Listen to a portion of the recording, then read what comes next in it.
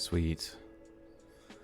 People are rolling in. That's good to hear. What's up? What's up, Cleveland? Hope, DJ, New, Kaylin, hello. Art, Michaela, Aaron.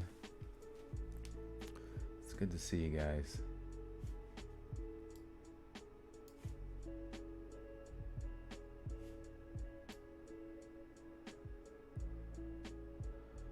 I'm very excited too. And I reset my router, so hopefully no one has any connectivity issues. And we won't have to worry about that. Hey, Yummy, what's up? Welcome, welcome. We're doing ghosty stories tonight.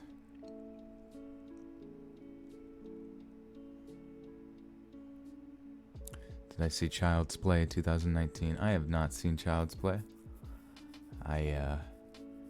I heard they really changed up the story quite a bit to be something not related to possession. So that was interesting. I am curious how Mr. Hamill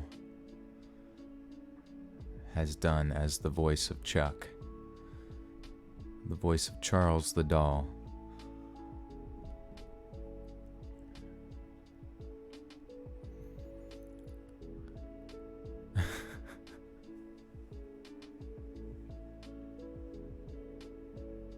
Kaylin, thank you for the burrito.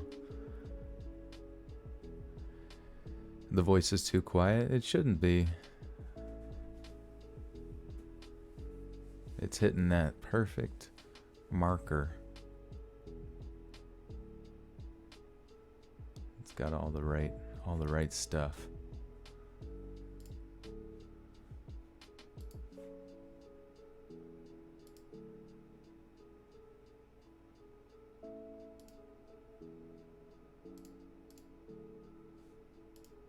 Yeah.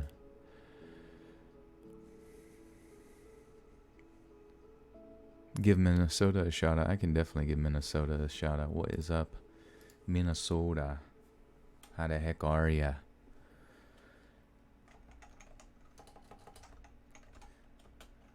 I gotta figure out how to implement a countdown timer into the stream itself. That would look really cool.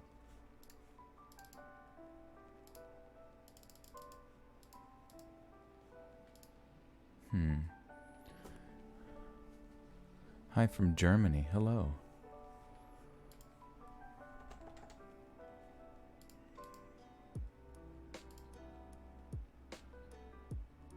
Huh. I was gonna do a countdown timer here, but it's like having issues.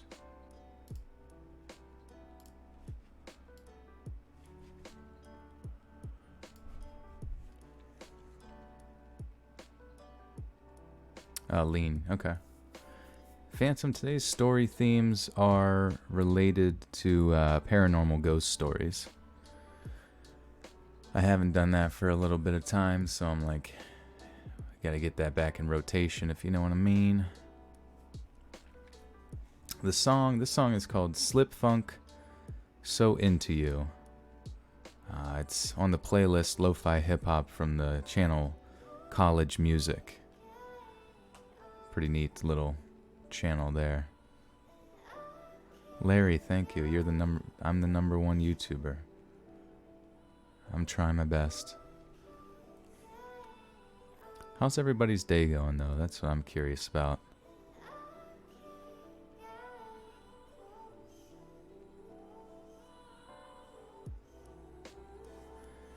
I remember, so last time we had some issues with streaming where people were kind of cutting in and out, and I think it was because I hadn't reset my router in like 2 weeks or whatever, and so I did that this time. Doesn't seem to be any issues. Hey Stacy, what's up? Welcome. And no issues, but then during that period of time I decided, I'll just stop the stream and reset my router. And when I went to do that, I came back, and for whatever reason, when I started the stream back up,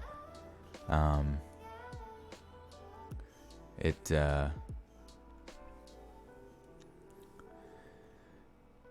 it like set my stream to private, which was really strange. So yeah, I don't even know. That was quite odd. T-Love, welcome. And Ash, hello Ash. Molly said I called her a nerd. I did call her a nerd with her new glasses, but I calls it like I sees it. Cece, thank you. Oh, now my cat's freaking out because he wants in. It's so funny, like, you let your cat out, and then as soon as they want back in, he'll literally smash his body into the door to get in.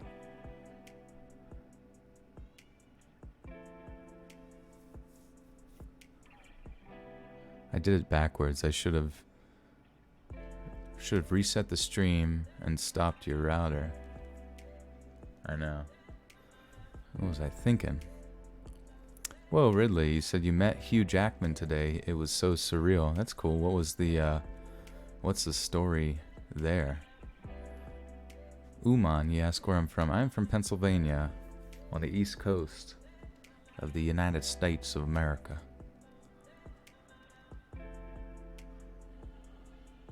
My cat's name is Purdeep. Purrdeep. Like he's purring very deeply. Purdeep. But it's kind of a play on the name of this one guy from The Pickup Artists, which is an old VH1 show, his name was Pradeep, and he was a very, as my friend said, a very tepid wimp.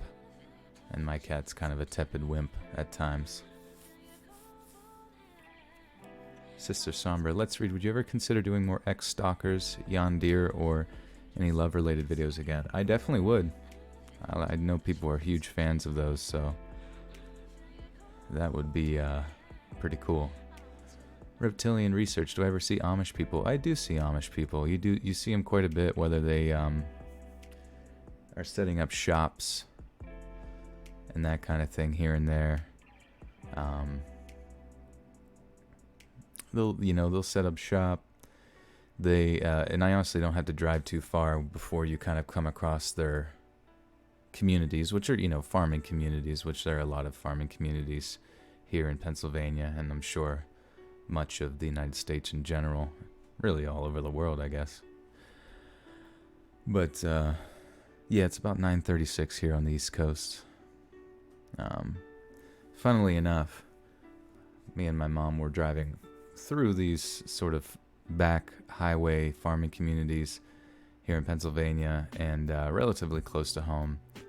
And as we were coming up over a hill going 50 or something like that, there was a horse pulling.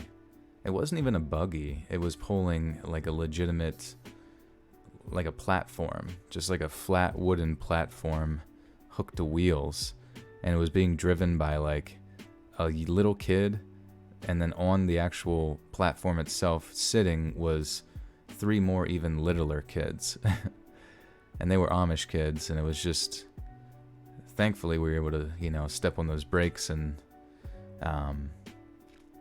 not kill anybody. But it was just that was my story of how we almost literally destroyed an entire family of Amish people, because apparently little kids under the age of 10 are allowed to operate giant horses and flat buggies. I don't know. It was very weird. It was like a dream kind of. James Noonan with a 5 says, long time listener. Love to share my stories sometime. They are juicy. Do you know Mr. Nightmare Unit 522? Love your quirks. Keep it up. Hey, thanks. I don't know Mr. Nightmare. Like, I know who he is, but he doesn't really talk to anybody at all, at least from what I know. I think maybe like Corpse Husband probably would be.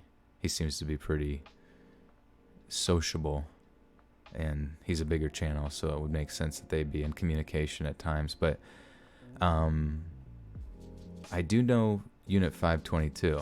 He's a good guy. I've collabed with him quite a few times. I haven't checked in on his videos in some time. I hope everything's going well with him. Reptilian. They usually have a big orange triangle on the back. Yeah, this one, well, granted, we were coming head on to it as it was turning in, so we would have jackknifed the horse and the entire family. So that was a major crisis averted, and probably would have scarred both me and my mother quite a bit. What are Wendigos? Well, Wendigos, often, also known as skinwalkers or fleshgates, and correct me if I'm wrong, but they're usually common in Native American lore, and essentially they represent some sort of individual within the Native American culture who, follows more of the dark magic aspects.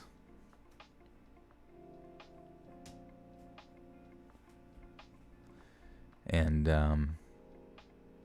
basically they, do certain things that allows them to sort of operate within the realm of, half beast, half man type things. So sometimes you might see them represented with almost like a human-like body with legs bent backwards where they're standing on two legs, but they have almost like a wolf type, deer head. One of my openings has a Wendigo walking around in the forest, which is pretty creepy.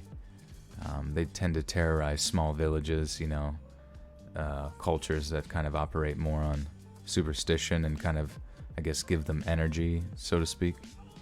But whether or not it's true, I can only go by the stories that I read, and it sounds pretty cool, though. Freshco for life with the $1. Thank you, Freshco. And Venikins. Hello, Venikins. Welcome back.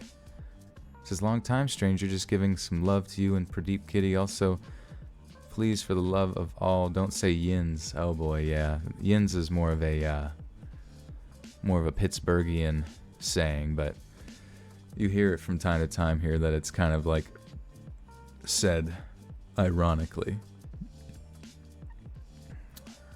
Keenan says, do you believe in paranormal activity? I do. I do, actually. I've heard so many stories of it occurring, obviously from the ones I've read, but also just various experiences from people that I know or have told me of people that they know have experienced it. So the world is a lot more complicated than it presents itself to be. And I there's a new Overwatch character, and he's like a scientist type character, and one of his voice lines is, the universe does not owe you, what does he say? The universe does not owe you the pleasure of making sense, or something like that, or the universe is not obligated to make sense to you. And I feel like that kind of rings very true in my mind. I feel like there's so many strange phenomena in this world that you really have no idea what's going on. Hey, Spook Daddy, what's up? Have I ever seen a ghost? Thankfully, no. I did have a really creepy ghost dream about 2 nights ago that was really strange. Basically, I was maybe on this Irish island or something like that. James Noonan with the 2 says, by the way, I don't think you sound like Earmaker. That's funny. I get that a lot. I'm not really sure why. I think, but maybe there are some tones that I just am not picking up on, but I definitely think we're pretty distinct from one another. But yeah, so I was on this Irish island on a sort of a farm with some old people. Relatively overcast out, maybe getting a little bit darker as the day went on. And I looked up, and way in the distance, kind of on the top of one of the, I guess almost like an Irish spire, or is it a spire, or almost like a protruding mountain spine, was a sort of partial castle, partial house that was apparently their house, but it was very ominous, and it had a dead tree growing out the top of it, which was weird. And then as I was staring at it, all of a sudden, I heard someone yell, and their dog was their dog was taking off down their, main road to get into their house, their driveway, and when you get to the bottom of their driveway, it's pretty far, but at the bottom of the driveway, it's kind of like a flat highway that that enters into a tunnel system, and so I take off to go help the dog, and then in the tunnel system, literally, the dog gets to the tunnel system, and as I arrive right to the end there, I just hear a very creepy woman's voice say, she doesn't care about you, or something like that. And then as I turn to my right, I see the dog sitting at the feet of this ghostly woman, and she just flies directly at me. And I don't know why, but it was sort of a fight or flight situation, and I guess I decided to fight. So I sprinted at her to body pound into her or whatever, and then I woke up kind of in a bit of a sweat, I guess. Strawberries for Breakfast with the 5 says, "Hey man, been a while. I've been going through a lot, and your videos and streams really help me, but I'm going to seek help for the stress and emotions." Absolutely. Strawberry, thank you so much for the donation, and I'm glad that my videos can assist you in whatever you're going through. We're here to help you. I also have the Discord going. It's everything that you could possibly want is in the description below in the bio. And there's a lot of good people in the Discord. I'm sure some of them are here to vouch for that, and they would love to chat and express feelings with you that maybe you otherwise might not have available to you, I suppose. So definitely anybody who's feeling that way, be sure to join the Discord and chat away. Sarah Marie with a $1. Thank you, Sarah. What's the name of the genre of this music? So this is called lo-fi hip-hop. It's L-O-F-I, lo-fi hip-hop. And, or chill hop. It's kind of grown in popularity as time has gone on.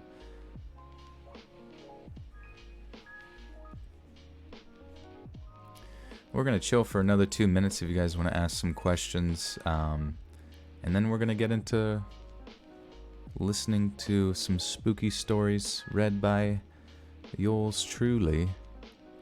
Reptilian says, "I dreamt about a cat that got hit.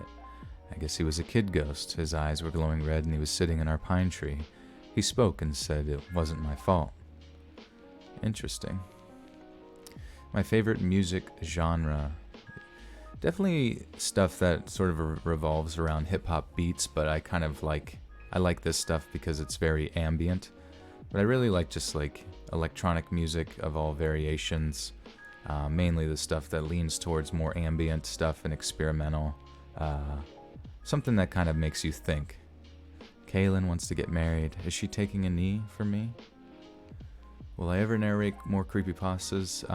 Maybe more so during streams, but not so much for videos, because it's just kind of what I built my audience around here, is these true scary stories, and perhaps one day I'll go back down that route. Have you ever narrated a story which was similar to something that happened to me? Not really. Though whenever people talk about sleep paralysis and stories, I do definitely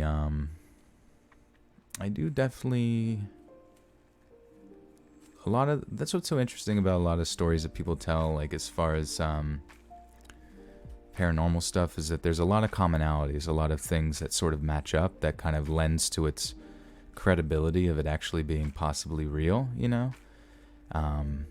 especially with sleep paralysis, where you can move your eyes around but you can't move, and different reactions that these spiritual beings might have to things that you do, or that your fear might actually feed them to a certain degree. It's pretty interesting. Next, Enzi says, "Your voice is one of my fave in the scary story reading on YouTube community. My favorite part of your videos is that the end where your calming voice perks up and says, 'Hey friend.'" It's so cute. Thank you. I try to lighten it up. There was the movie Evil Dead, if you remember Evil Dead. At the end of it, it was just a happy ending. They literally got out of the house or wherever they were at and survived. And the sun was rising in the morning, coming through the trees and the fog, and it was pretty, and the birds were chirping. I was like, you know what, the end of my video needs a light at the end of the tunnel kind of thing. I don't want to leave everyone in a constant state of melancholy. Camp Galactic, I feel like I was subscribed to you and got unsubscribed by some automation. I've been listening to your videos for a real long time, so maybe I'm wrong. Yeah, Camp, that's been an issue for a lot of YouTubers. I don't know if it's just a glitch in the system on YouTube's end, but the best way to hear about my videos and when they come out is, aside from hitting that notification bell that will go to your notifications, obviously, but also your email. And I think there's some other options you can opt into there to get notified of new videos. Make sure you follow me on social media and all that, because I always post when a new video is coming out. But if you're curious, every video that I put out comes out Monday, Wednesday, and Friday at 7 p.m. Eastern Standard Time, which is the East Coast time. And so 7 p.m. on the East Coast. Uh-oh. Having some glitchies here a little bit. Actually, let me just cut that out. We're gonna get into the stories now, anyways. But Taekwon Wright with the $2 says, "Make a collab between you and Nightmare Files." Yeah, we'll have to get in discussion about that. Thank you for the 2. Strawberries for Breakfast with another 5 says, "Thanks for encouraging words, Reed, and fans. Another voice sometimes is just what I need. I enjoyed our Twitter messages too, and glad to be here." Absolutely. Thank you for being here. But yeah, another good evening to everybody. Welcome. We're going to get into the spookily stories, paranormal tonight. Be sure to hit that like button if you haven't already. Apparently that really helps to get more people notified that a stream is occurring, and shows YouTube that there's a lot of engagement. Share the video on your social media. Click the share button and get it wherever, Facebook, Twitter, all over the world, and just let everybody know that what is popping right now. And what is popping is some spooky dooky stories.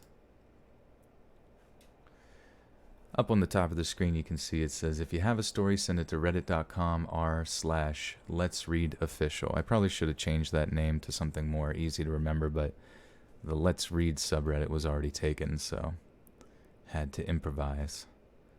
Sometimes I regret naming myself Let's Read. Not that it's a bad thing, and now, it's definitely stuck, but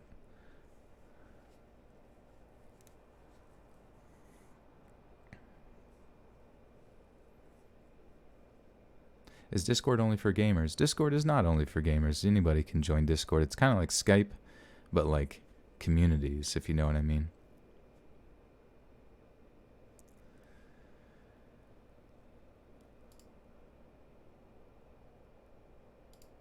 Alright, so this first story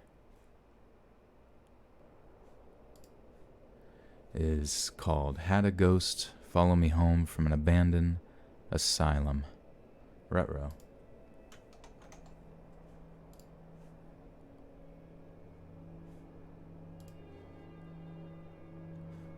Also, let me know if the music's too loud for you. We can adjust that. Yeah, don't forget the exclamation mark. Yeah, let's read! Read!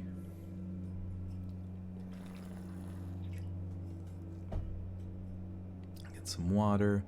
Lube up the lips. Time to read.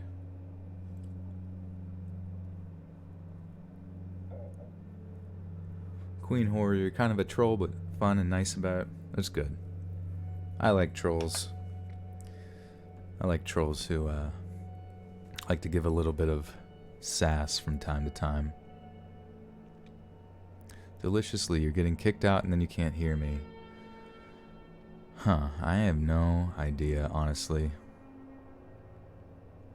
And I don't think I'm gonna because I've reset my router. I don't think I'm gonna reset the stream again tonight. It caused quite a bit of issues last time, so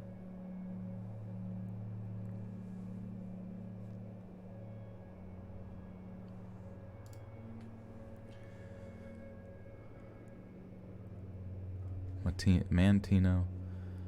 So this place is called Mantino State Hospital, but I don't know if it's actually called. See, this is always the difficult part, is like pronunciation of stuff.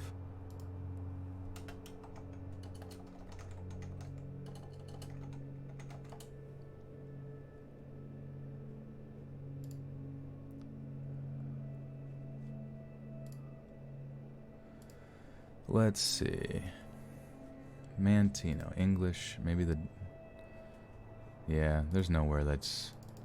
If I type in pronunciation.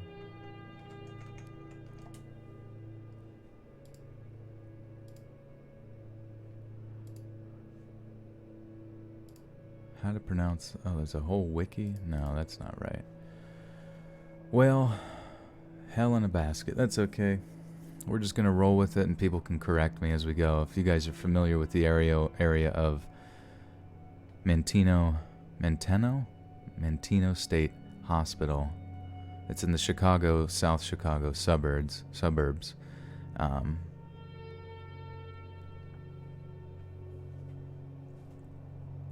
Let me know how it's pronounced. I grew up not far from Mantino State Hospital, an abandoned insane asylum in the far South Chicago suburbs. Oh, fuck. That just sounded weird.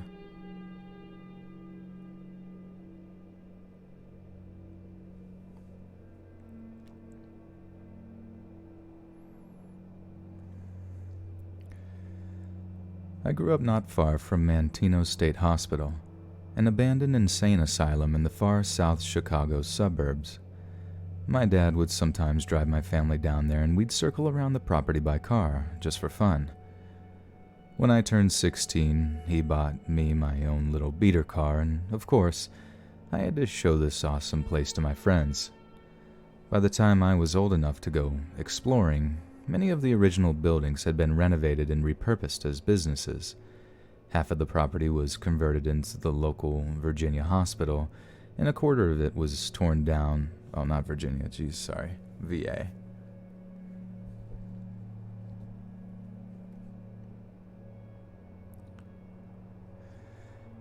Half of the property was converted into the local VA hospital, and a quarter of it was torn down and replaced with new housing. Only a handful of the original buildings remained, all clustered in the back corner of the campus. One summer day, I took friends A, B, and C to go check it out. We brought our cameras and went with the intent to go inside and explore it. We parked in a lot where other people parked to go to work in one of the other buildings to avoid suspicion, and walked about a quarter mile to the abandoned hall. As we walked up this cemetery... not cemetery. Jules, welcome. You didn't miss anything.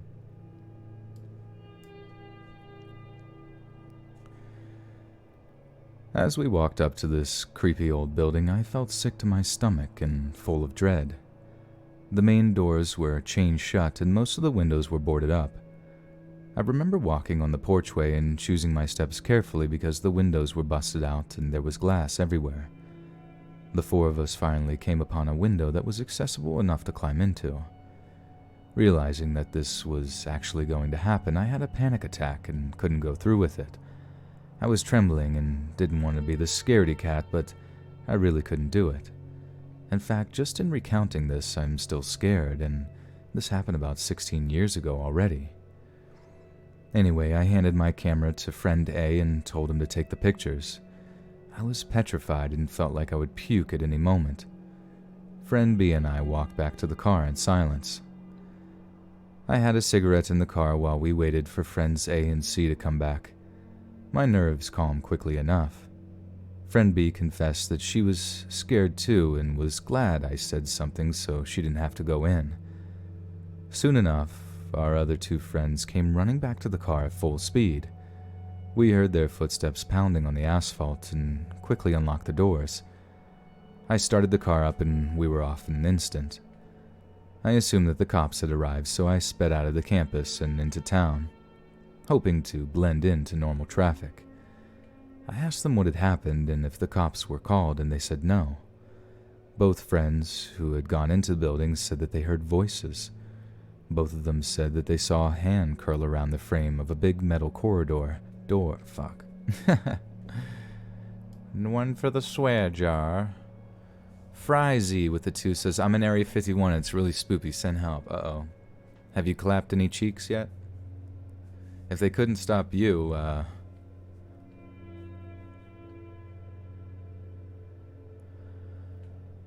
this is so weird. I'll have to really, really check my audio settings or my stream settings next time to make sure everything is perfect for you guys that have, I don't know, maybe a tougher time with internet connection and that kind of thing, but never had these issues before with audio cutting in and out, so I don't really know, honestly.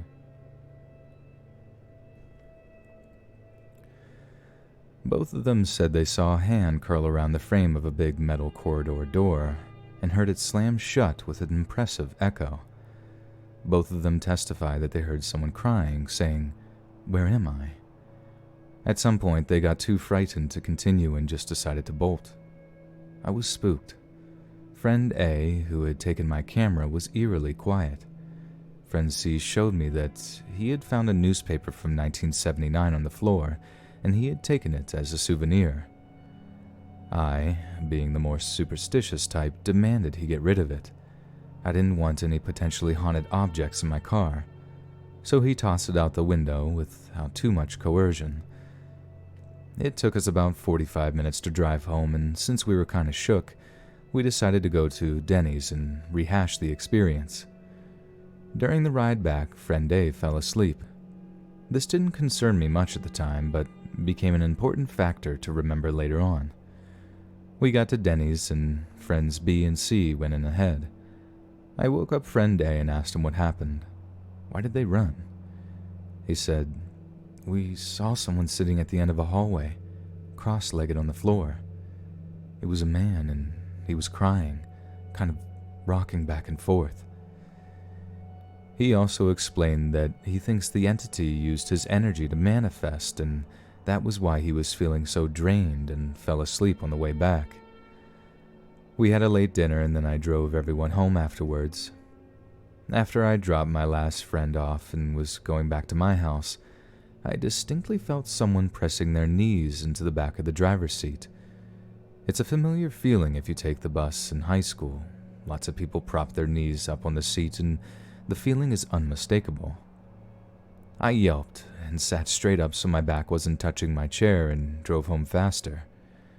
The very next day, I pick up my cousin to go see a movie together. She blurted out to me that she thought she saw someone in my back seat. I was immediately horrified as I hadn't confided in her the events from the night before. I asked her which seat, and she said, of course, behind the driver's seat. That night I had a dream about a man. He was Caucasian, mid-30s, brown hair, partially bald. He had brown eyes. He was wearing a white cotton vest, which I found odd. Instinctively, knew it was the ghost my friends had seen at the hospital. In the dream, he was guiding me through a series of booby traps. He was holding me by the elbow and walking with me. He seemed sweet and harmless. I thought maybe he's a guardian or something. These dreams continued for about a week straight. Friend who didn't know about our trip to the asylum started to have experiences in my car.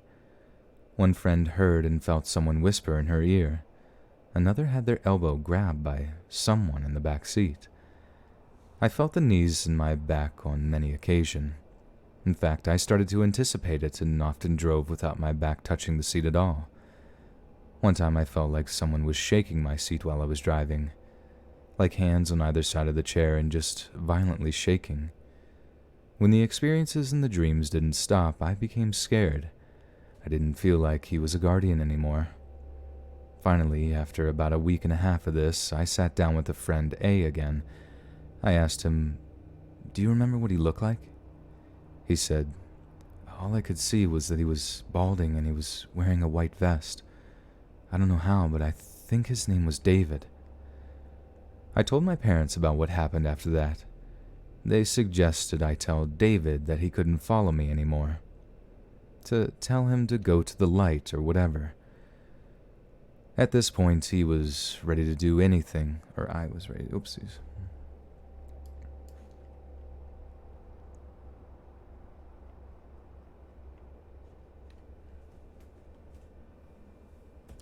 Hit that like button, guys. We're getting close to 300. Would be dope to get back to 500 because I think we had like 500 last time before things started to fall apart a little bit with tech issues. But that was I almost made it through that story without really messing up. Well, not that many. Oh, Kaylin, you got the mistake counter. Thank you.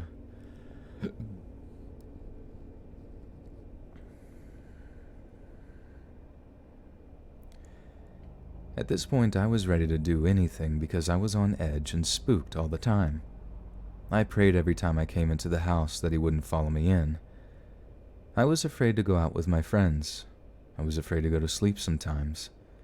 So, 2 weeks after our initial venture into the asylum, I went back with friend A. We went during the daytime and idled in the front of the building. I said out loud, "You don't belong here with me.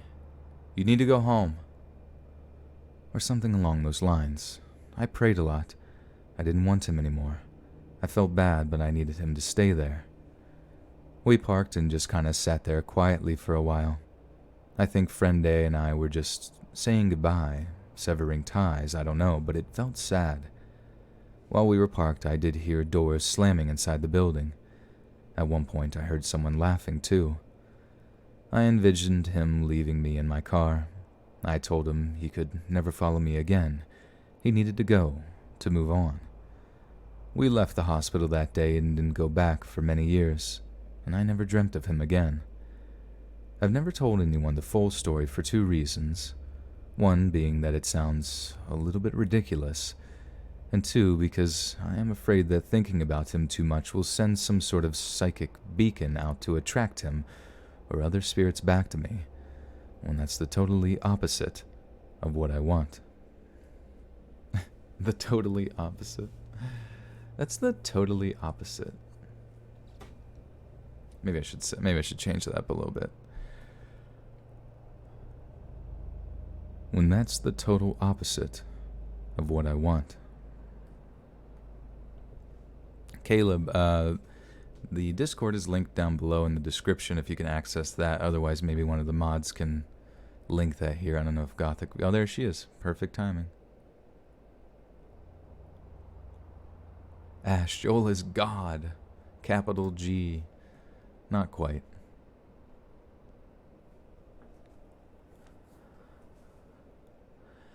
Original Asherella, so you never got the Let's Read His Live notification last time. I mean, after he shut the stream down. I didn't get notified it was back. Many of the notifications haven't been coming lately. Yeah, I don't really get it. I don't know why YouTube... It's so weird to me, like... Maybe... I don't know, it's very strange to me. You build up a certain subscriber... You know... a large amount of subscribers, and then you live stream, and you would imagine like it would tell the same number of people that you're live streaming. Obviously not everyone's going to be interested in that, but I'm not really sure how the whole YouTube thing works. I do know that if you, or no, I actually don't know, but people say if you click the like button, that helps a lot, or just sharing the links and stuff and social media and all that good stuff. But I'm just happy you guys is here. Appreciate ya. Kaylin, Joel is our cult leader. No, man. It's like Creed says. He's like, I've been in a lot of cults. Led a lot of cults, too. You make a lot of more money leading them. You have a lot more fun being in them. The Buttersock cult. YouTube is jealous of me. I'm sure they are. All of them. All 10,000 employees. Melissa, you always get the notification? That's good. Yeah, just make sure you hit that notification bell and pray to the notification gods that it works.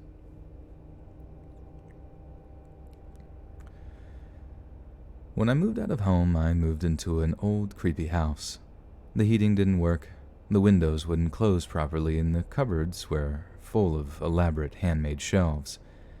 There were doors that led to rooms that led to other rooms that didn't make sense. The house just didn't seem to have a normal layout. But the creepiest room was the laundry. It was a large square room with white tiles with a drain in the middle. Just think of a location inspired by Saw.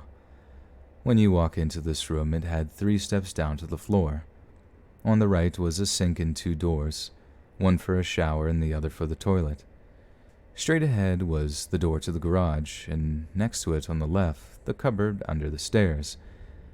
This cupboard was freezing cold, but it was completely cement and brick. No draft and no gaps, just pitch black darkness. I live with 3 other people, but our schedules were all mixed, so Tuesdays were my nights alone. I started to notice things like glass would break in the kitchen, but I'd walk in and nothing was broken. I'd walk outside to get the mail and close the door behind me with my dog inside and come back to her on the front step. Then the nightmares.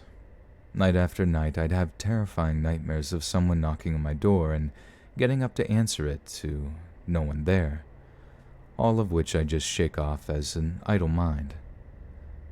Then one night I was home, watching TV, and suddenly I heard a loud rattling. I jumped to my feet and walked to the laundry door where I could hear the rattling on the other side. Possibly someone trying to get through the locked garage door, I thought. I opened the door and the garage door handle was still, but the cupboards were...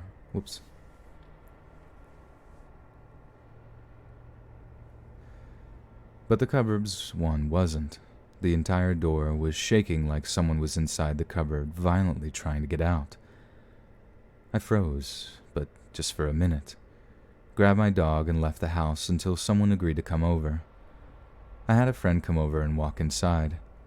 I sat on a stool well over a meter away from my wall. My friend sat at the table. "Maybe you have ghosts," she said. I just want to add that I was raised religious and told there's no such thing for 18 years of my life. In my head, there had to be a logical explanation, and my fears were surely irrational. "There's no such thing as ghosts," I scoffed. Without another second, pressure on my shoulder pushed me off the stool and slammed me onto the wall in one quick motion. To clarify, I didn't fall off the stool. If I did, I would have hit my head on the wall. My entire body slammed into the wall. I stood and looked at my friend, and she looked at me. We said no words, and I grabbed my keys and my dog, and my voice cracked.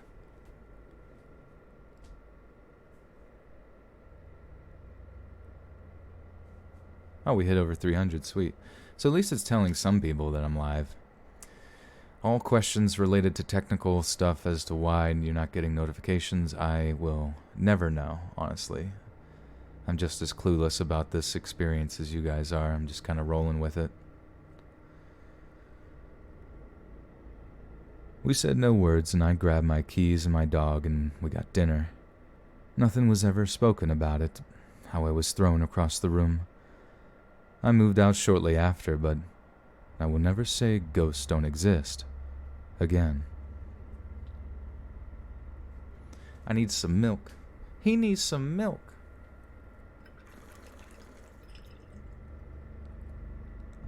Heidi, you got the notification. Cool. It's good to know. Caleb, I don't know. Like I'm stuck between, because me myself never had an experience with ghosts. I don't think it's the most pleasant experience, but if you do have one, it definitely makes you question your perception of reality. Christian, you'll believe in ghosts when you are one.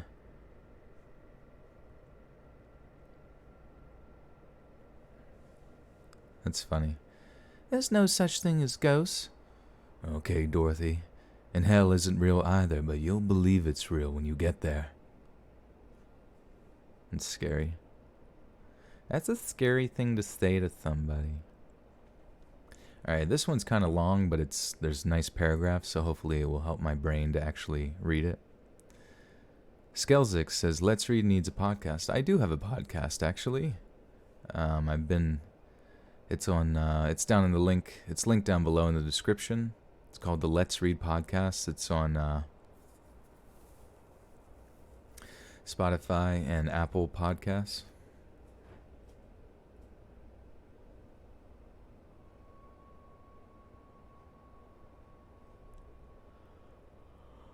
What I need to do.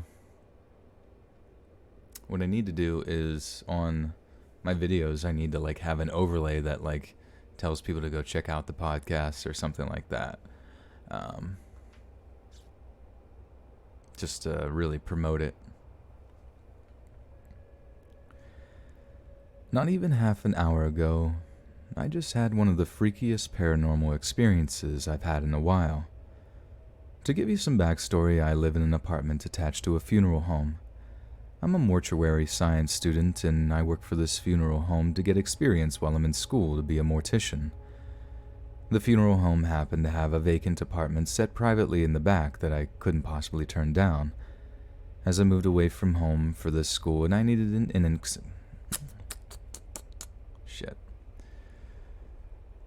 As I moved away from home for this school, and I needed an inexpensive place to live. I don't know why I keep messing that up. Inexpensive. As I moved away from home for this school, and I needed an inexpensive place to live. Since the day I moved in, I've been having notable paranormal experiences. For a couple of months, I kept them to myself, not wanting to seem like I was feeding into some spooky funeral home stigma or making it up. But eventually, I was experiencing enough that I had to bring it up to a coworker of mine, and she confirmed that she and a few other employees had seen and heard the same things I have. That being said, it's not news to any of us that the place is haunted, if that's what you want to call it. Today, after I got home from classes and went home, I was feeling extremely uneasy. My apartment felt extra dark, and I felt sort of jumpy. I was standing in my bathroom braiding my hair, and one of my coworkers texted me. She said she has a weird feeling and asked me to go check the front doors of the funeral home to make sure they are locked. I read her text as I braided my hair, and her next message pops up. I'm 99% sure I locked it, but I just have a nagging feeling about something. I told her I'd go check. I finished braiding my hair and slipped on my shoes and walked to the door in my apartment that opens into the back of the funeral home. The lights are off, and I don't bother turning them on, as the motion sensors in the hallway always kick on by themselves. I made my way to the front lobby, which was dark, not counting the light through the front door windows. I walked to the front doors and pushed. Sure enough. Wait, what? Sure enough. Okay.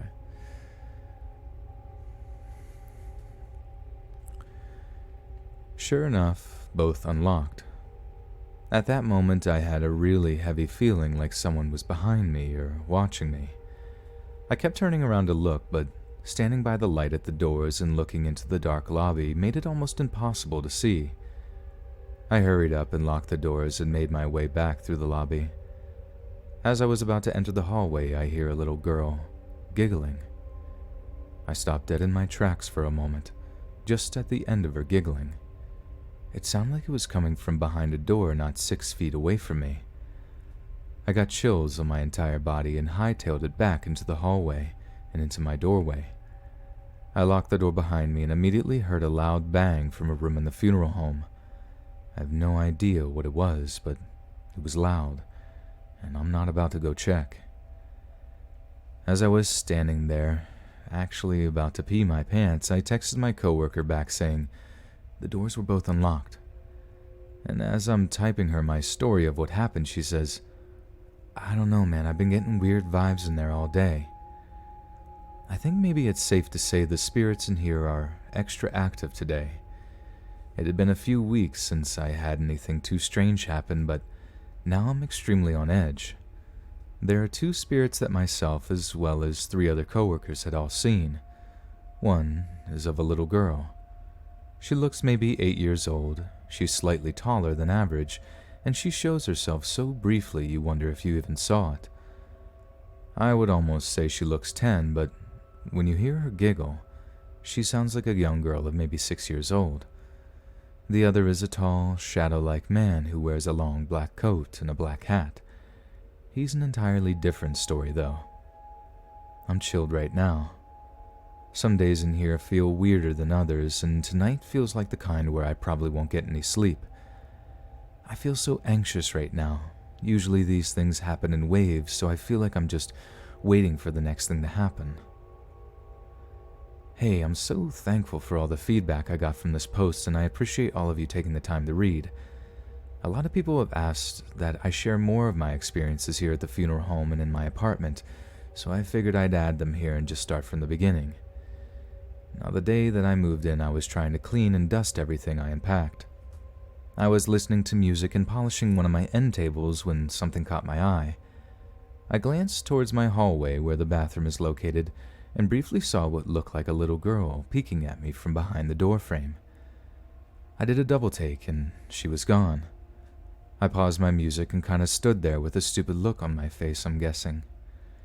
I heard a soft rustling noise from the bathroom, like the sound of maybe the shower curtain. I walked over to the bathroom and peeked in, but of course there was nothing there. My first few nights there were pretty normal. Some strange noises like bumps on the wall, knocking, brushing noises, but I attributed it all to the fact that I was in a new place and those noises were probably normal in the building. One night I was taking a shower, minding my own business, when I felt an ice-cold air on my back. I didn't have the air on at this time, and there are no windows in my bathroom that could cause a draft. I felt immediately uneasy and peeked out behind my shower curtain to see that everything was normal. I went back to showering and tried to pretend nothing happened. As I was facing the water, my towel that was draped up over the curtain rod fell to the floor. I jumped and whipped around and quickly peeked behind the curtain again. Nothing. I was pretty shaken now, and I picked up my towel and draped it back over the rod. I tried to hurry up and finish my shower. Just as I was about to turn off the water, I hear my bathroom door click. In absolute fear and panic and ready to nakedly fight someone, I ripped open the curtain to see my door slowly opening. I stood along the lines of... Wait, what?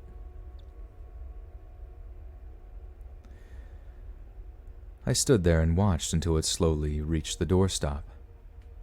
I said something along the lines of, "Oh my God," through tears, and fumbled for my towel and ran out of my bathroom. I got dressed and left for the rest of the day and didn't come back until about 9 that night. Nothing happened the rest of that evening. After that, things were pretty quiet for a little while. Around 2 weeks later, it was a little after midnight and I was doing laundry. My washer and dryer are in the actual prep room, where we embalm people, so to do laundry I'd have to go into the back hallway of the funeral home. I had just put in a load of... Wait, what?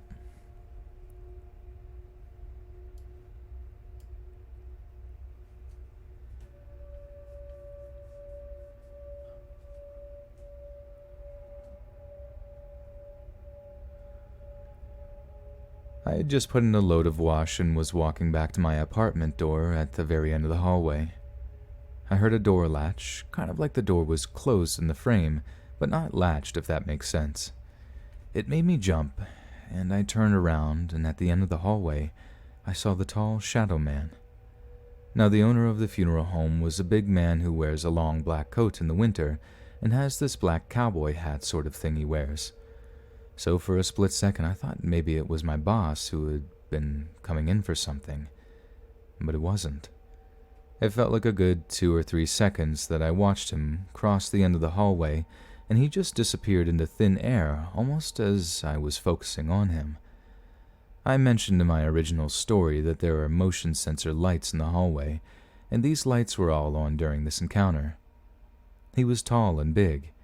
He had a hat on similar to the one my boss wears and was black from top to bottom, like a really opaque shadow.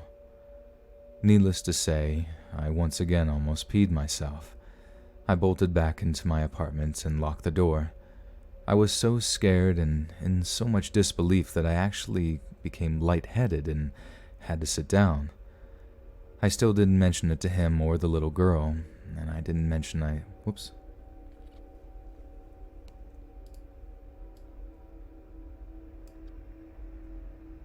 Dave, I should not be listening to this while I'm alone in the basement. Yeah, sometimes it was really funny. Like, I was on my camping trip, And I was on the top bunk of this room with like 3 other people in the room. One guy, one of my friends on the bottom bunk, and one of our friends, she was on the other bunk, on the bottom bunk. And I don't know why, when I was laying in bed, I just, even though it was like pitch black, it was a very ominous feeling, looking over towards the door, you know. I always like to close my door because for some reason when I sleep, seeing it out into the hallway always kind of gives me the creeps. But for some reason I felt as if though when I would look up I would kind of see sort of moving shadows or something, but they weren't anything like outright humanoid or anything like that, but it was just sort of like, I don't know, it was sort of similar to what they say as far as the opaque shadows go, and it was very scary, even though I'm sure most of it was just in my head. And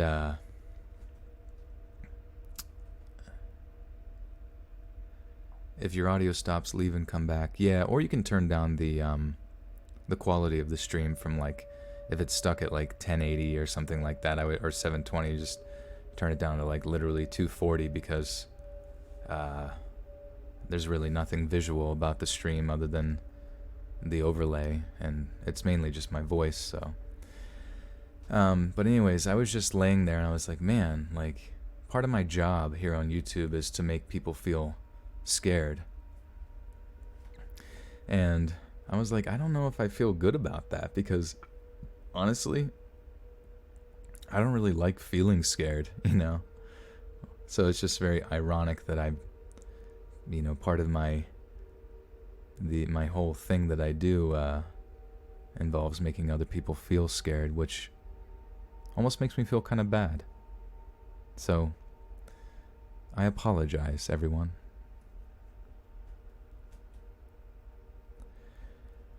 I still didn't mention him or the little girl I saw to anyone I work with. One day when I came home from class, I noticed my microwave time had changed to military time. I didn't think anything of it, and I messed with the settings, switching it back. The next night I was working, cleaning one of the lounges, and I noticed that the time on the microwave in there was on military time too. At that point, I honestly figured maybe there was a power outage that day, and when the microwaves kicked back on, they just went wonky and switched to military time. This was until the next day, which was my day off. I slept in and lounged in bed for like an hour, and one of my best friends called me. We'd been talking for about 20 minutes, and I was like, alright, I should probably get up and do something. I glanced to see what time it is, and my alarm clock was on military time. My alarm clock is a cheap battery-operated alarm that doesn't even plug into a wall. I've had it for about 4 years and had never seen it switch to military time. I went silent on the phone and stared at the clock, trying to find some sort of logical explanation. The microwaves kind of made sense at first, but then, with my alarm clock, I couldn't shake the feeling that it meant something.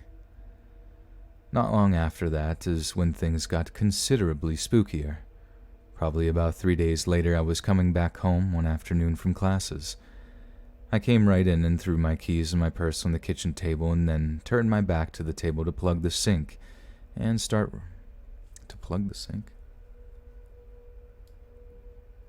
Is that a saying?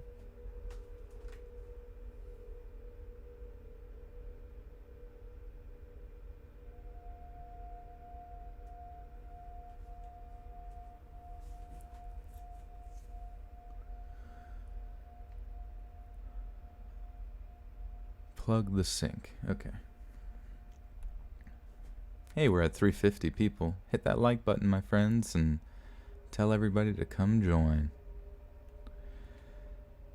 I came right in and threw my keys and my purse on the kitchen table, and then turned my back to the table to plug the sink and start running water to do my dishes. My dishes had been piling up. Swore to myself I'd do them first thing when I got home. I was letting the sink fill and turned to get my keys and purse from the kitchen table and put them on the end table by my door, which is where I always place them so I don't forget them when I'm running out the door on a 3 a.m. death call.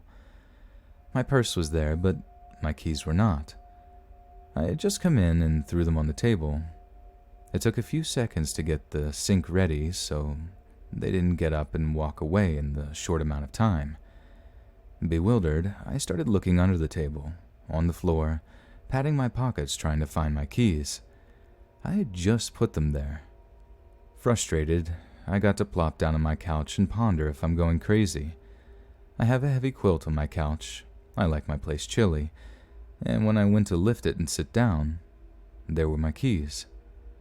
I didn't go anywhere near my couch when I came in. I'm 100% positive I put my keys on the table next to my purse when I came in, and there was no reason they'd be under the quilt. But that wasn't the weirdest part.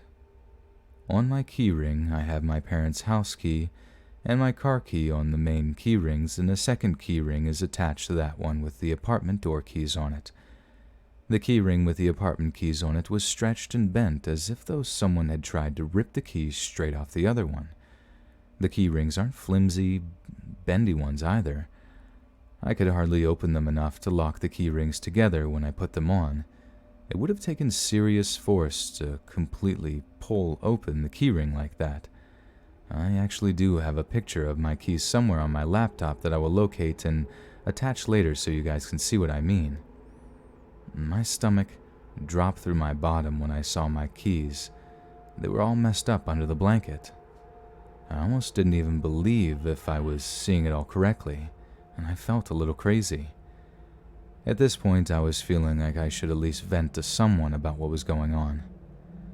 A night or two after that, I was working a visitation with an older woman who has... Whoops, sorry guys. I feel like the music suddenly is getting a bit loud, but Venikins donated $2, says, I plug your sink with butter, oh yeah. Do the plug walk. Oh. Taco Bell is trash. The only thing I will eat there is their chili fries. Chili con carne. Yeah, it's weird after you've, had either made your own burritos or eaten burritos from like Chipotle or Moe's or Qdoba. It's kind of like going to, going to Taco Bell is... It certainly doesn't taste bad to me, even though I enjoy eating it, but you just kind of, the meme of it being diarrhea town is... It definitely has truth to it. Oh fuck. I didn't press stop. What the hell? So I just recorded all that about diarrhea town. That's pretty funny. A night or two after that, I was working a visitation with an older woman who had worked for my boss for a long time. She's my favorite coworker, as she's easy to talk to and reminds me of my grandma or something. Anyways, she asked me how I was getting settled into the apartment and if I was enjoying it. I told her how much I loved my apartment, but that there were some weird things that don't make sense. She asked what I meant, and I honestly didn't even want to say it because I didn't want her to think I was crazy or messing with her. After my hesitation, I just asked if she thought the funeral home was haunted. She explained to me that she had had some strange experiences here as well as a couple of others I work with. They've all heard loud screaming and moaning from time to time in the prep room. They've heard giggling, unexplained doors opening and slamming.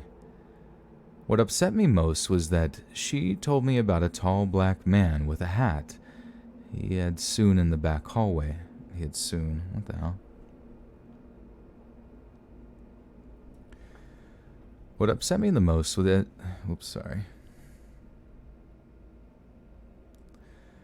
What upset me the most was that she had told me about a tall black man with a hat he had seen in the back hallway a couple of times. At that point, I word vomited and told her everything that had happened since I moved in. That was the night that I felt like it was confirmed to me that there was something or things here. I sort of wanted to vomit, I was so scared, but at least I knew that I wasn't crazy. For a few weeks after that, nothing huge happened. I would always hear strange noises at night. It's not uncommon to hear a door open and close by itself somewhere in the funeral home.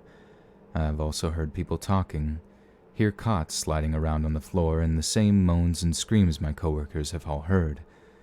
This has become almost normal to me, so although it's freaky, it wasn't bothering me directly, and I could live with that, at least for a little while. Once again, things picked back up one day when I was in my bedroom putting clothes away. I was sitting on my floor folding a mountain of laundry when I heard a loud, clear-as-day sound of a man clear his throat in my living room, the kind of that you do to get someone's attention. It was so clear and real I didn't even think ghost. I was confused for a moment, thinking maybe my boss had come in to speak to me, but surely he'd knock. Nobody ever would just walk in here. I hopped up and stepped into my living room. Nobody there. I peered around the corner to see if anyone was in my bathroom. No one. The realization that I was alone set in and my stomach sort of dropped. But honestly, I was so used to so much activity that after a few minutes of pacing around in disbelief, I shook it off and went back to folding laundry. In the most recent weeks, the most I've experienced are the normal sounds and voices and bumps in the night I always hear. One night, a couple of random lights and my TV all shut off at once unexpectedly, and I had to go into the funeral home utility room to flip the switches in the breaker box. I notice that when I have someone over and start telling them about the spirits, the lights or TV will shut off. A friend of mine has experienced this with me on 3 different occasions. That pretty much catches me up to the original story I posted here. It's been an absolute ride being here. Some nights it's nothing, and some nights I sleep with the blankets over my head. I really appreciate you guys taking the time to read this. It actually feels sort of therapeutic to share with you all, and I never guessed so many people would be interested in my story. Thanks everyone for being so cool and giving so much kind feedback.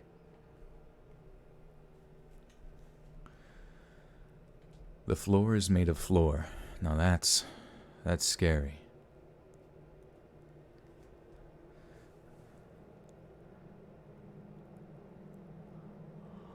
Oh.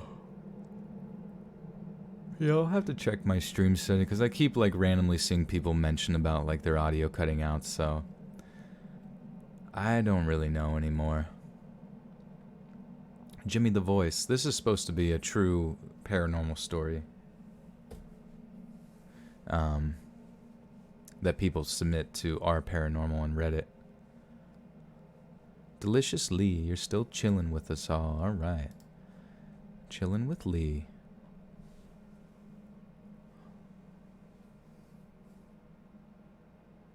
Oh, the ghosts are always lurking in the shadows. The floor is made out of floor. Don't touch the floor, it's made out of floor. Phantom, have a good night.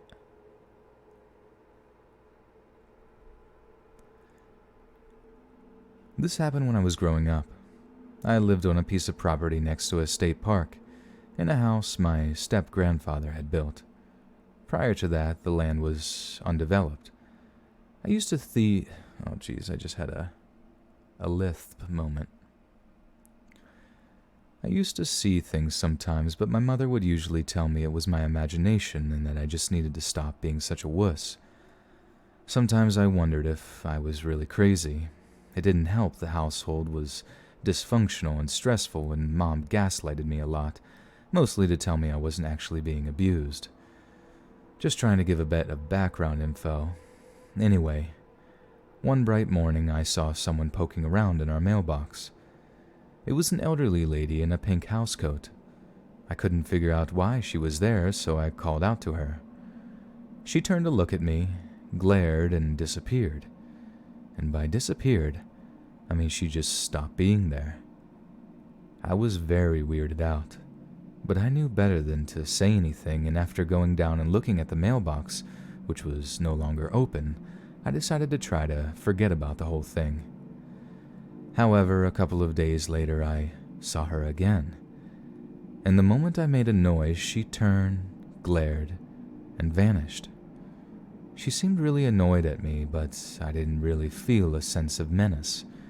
She was more like the neighbor a few houses down who disliked me because I was a child and therefore clearly about to break something or be loud or whatever.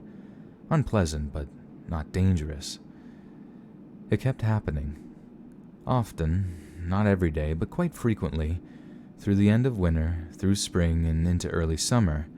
If I didn't make any noise, but just watched her, she would fade away after a couple of minutes. Not a Hollywood ghost fade.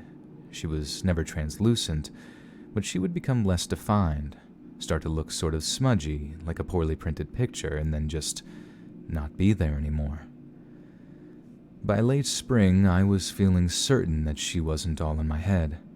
So one day when I saw her, I slipped back into the house, got my mother, and asked her to come outside and look at the mailbox, but not to make any noise. I think she assumed I wanted her to see some interesting wildlife. I was in luck. The lady was still there. And my mother looked at the mailbox, looked startled, and called out, "Excuse me." As usual, housecoat lady turned, glared, and disappeared. Mom looked surprised and alarmed. I said, "I told you not to make any noise. She gets mad and disappears if you do." Mom looked at me, looked at the mailbox, looked at me. She looked scared and confused. "But you saw her, right?" I said. "And she was wearing a pink housecoat." I don't have time for this." And my mom turned around and walked back into the house and ignored me completely when I tried to bring it up later. I didn't want to make her mad. Bad things happen when she got mad, so I dropped the subject. But I was super pleased because if someone else saw it too, then I wasn't hallucinating or tricking myself. The rest of the story is pretty anticlimactic. I kept seeing the old lady off and on, late morning to mid-afternoon regardless of weather. I saw her a couple of times that fall, but after that, never again. My aunt still lives in that house. No one who looked like pink housecoat lady has ever lived there, and nobody had died on the premises. My aunt has since taken down the mailbox. I think she has a P.O. box now because she travels a lot. The only reason I'm sharing this now is because 2 days ago, my mom called me to tell me her gift had arrived, and on a wild impulse, I brought it up. Mom and I, well, we aren't close, but we're on speaking terms, and normally I will not discuss anything relating to my childhood with her, too much baggage. But I casually said, "Hey, do you remember that old lady by the mailbox? The one in the pink housecoat who wasn't actually there, and when I showed her to you, you wouldn't discuss it?" Mom didn't miss a beat. She replied, "Well, to be fair, the whole thing was pretty disconcerting." I was shocked. Usually Mom denies anything that even remotely paints her in a bad light, for starters, but I was also exhilarated because it was proof. At least as much proof as anyone can get under circumstances like these.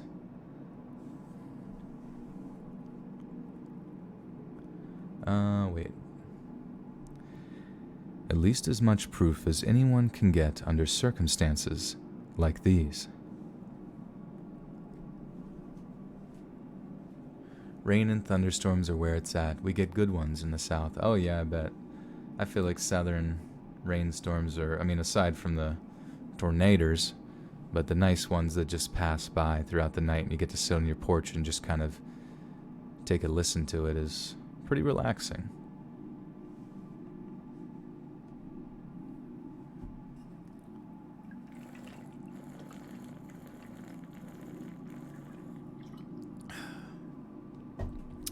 Oh yeah, the sunshine is good.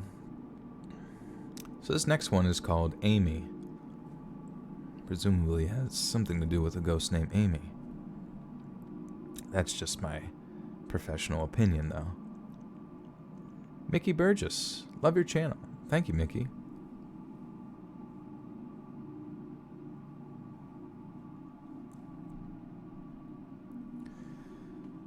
So when I was in junior high, a girl... Oh, well.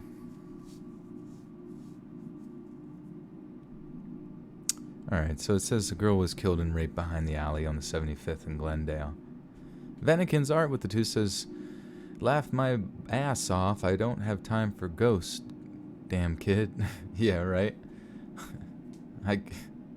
It's so weird, like, when people I don't know, like parents who act like that. What am I drinking? I'm drinking water. Water melon. Whiskey, yeah, right. That would be on the floor. I'm just a lightweight. Drinking whiskey by just like chugging it. Oh god. I'd like immediately throw up.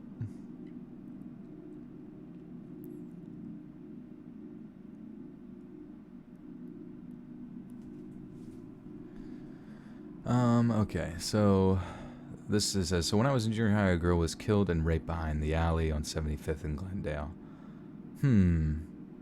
There's certain words I try to avoid, such as rape. A girl was killed. I'll just say the girl was killed. Well, shit. Girl was killed and was assaulted and I don't even know. So when I was in junior high, a girl was assaulted and killed behind the alley on 75th and Glendale.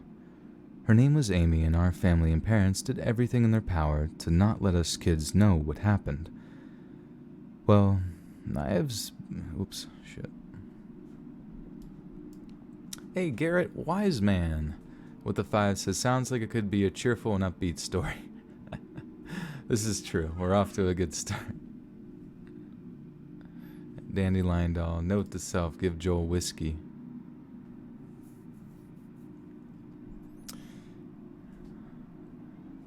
Dave, murder seems a lot worse than rape.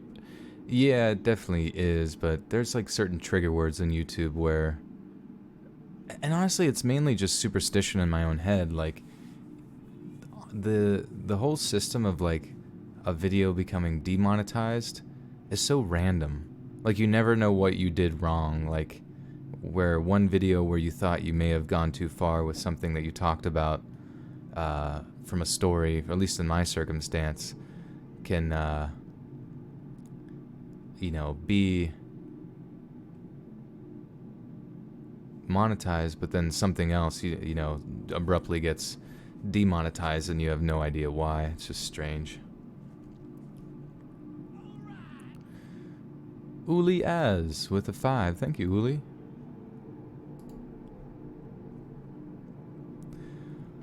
Well, I had been seeing ghosts and having premonitions since I was a child, so when we moved in, I saw Amy in my bedroom the first day and I said hello. I had no idea she was dead and thought I was just talking to one of the neighbors who decided to visit. My bedroom was facing the back alleyway, and there was a large wall surrounding the small complex. A duplex and a wide duplex? Oh. Zach, with a $1 Thank you, good sir, Zach.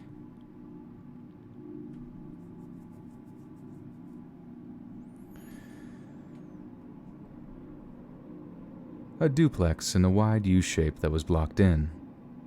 It wasn't until my sister came in and asked who I was talking to that I introduced Amy, and my sister told me to stop being stupid.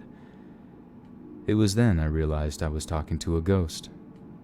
No one would believe me, and once my mother even caught her while I was at band camp sitting in my room. She screamed and refused to go in there again. Well, during a party, my sister had told my cousins and family about Amy. A good deal of the adults were aware I was different. Some aunts and uncles told me I was born the ojo, the eye, and I could see and know things. My sister and cousins came into my room while I was watching TV and began teasing me, in which prompted my cousin to say, "Prove it." There was no way out of my room other than the door and window, so I said fine and turned off the TV and focused everyone to my closet door. Both doors slid from side to side, revealing the closet, and to the left was the bedroom door. I simply said, "Amy, my cousin wants to meet you." At first nothing happened, then fingers slipped out from the crack, and the door began to open slowly. As it did, Amy's hair and pale paler came into view. It's important to know that the closest faces Damn, this is creepy as hell. Fennekin's art with the 2 says, it's the YouTube Illuminati, always watching you. This is true. This is true. Or it could be even scarier than that, where it's not even humans anymore, but just a terrible, terrible artificial intelligence that makes decisions based on strictly numbers rather than a human's experience.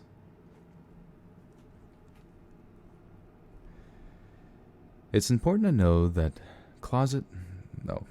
the closet, okay. It's important to know that the closet faces the window, and I had it open with full view of my family outside, everyone enjoying the party. The girls began screaming and screaming, prompting adults to notice and caused my mother to burst in, who was in the bathroom near the bedroom. She came in yelling and saw the closet door slam close. She pulled it open, yelling for us to stop playing, and was shocked to find it empty. My cousins and sisters all ran out. My mother turned to me and told me to stop with my bruja stuff and told me to tell Amy to stop scaring people. She turned and closed the door, leaving me in the dark, to which I turned the TV back and started watching my show again. That same night, I was outside with everyone, and my uncle was by my bedroom window, talking to who he thought was me. He was pretty drunk, and it wasn't until I came over and asked who he was talking to that he stopped, and realized I wasn't in my bedroom. He told me he thought it was me and said, "Must have been the ghost." My family has always believed in the supernatural and the other side, and since I tend to know things, trust me, with asking me... Wait, what? This is a weird...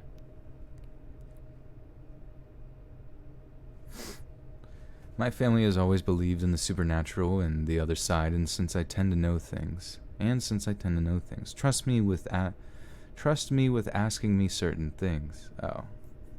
Sorry. Sometimes people break into, like, non-sentences, and I can't, like, figure out what that sounds like when you speak it. Queen Horror says everybody was in voice chat today talking about how robots are taking over fast food places.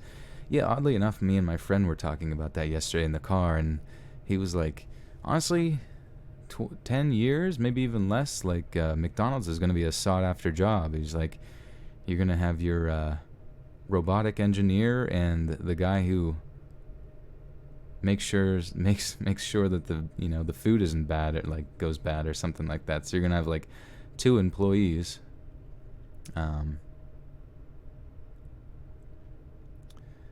2 employees, but they actually make good money.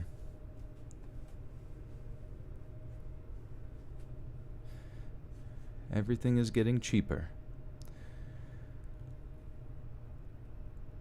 My family has always believed in the supernatural and the other side, and since I tend to know things, trust me when asking me certain things. After I moved out, I said a prayer for Amy in hopes she would move on. She was my only friend, and I was hers. We would sit together, and I would hand her a book to read, and she would watch TV with me. I still have feelings and sense things. It's gotten dimmer, but since I started meditating and practicing my craft, my psychic abilities have grown. Robots can't contaminate your food. This is true. Robots don't really poop a whole lot and forget to wash their hands. They drip oil. Hey, Celzex, it sounds like you're having a lot of issues with YouTube. I don't know if you have turned down the quality of the stream to like 240p or something like that. But hopefully that helps with connection issues.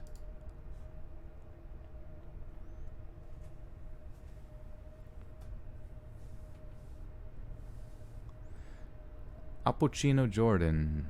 Well, let's read. You are awesome. Your voice and delivery when reading these stories are phenomenal. Thank you. Absolutely. Thank you for the kind words.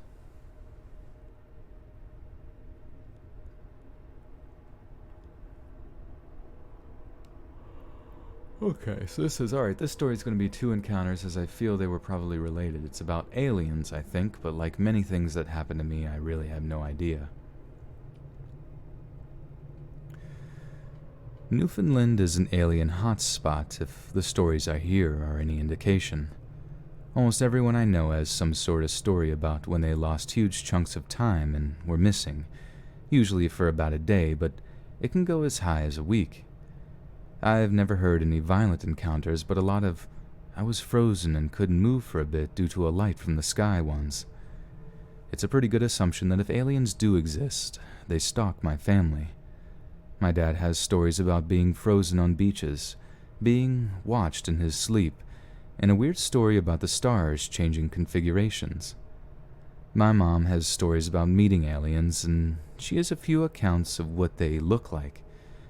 I might tell these stories one day, but I really feel like this is a good introduction to the types of encounters my family has had.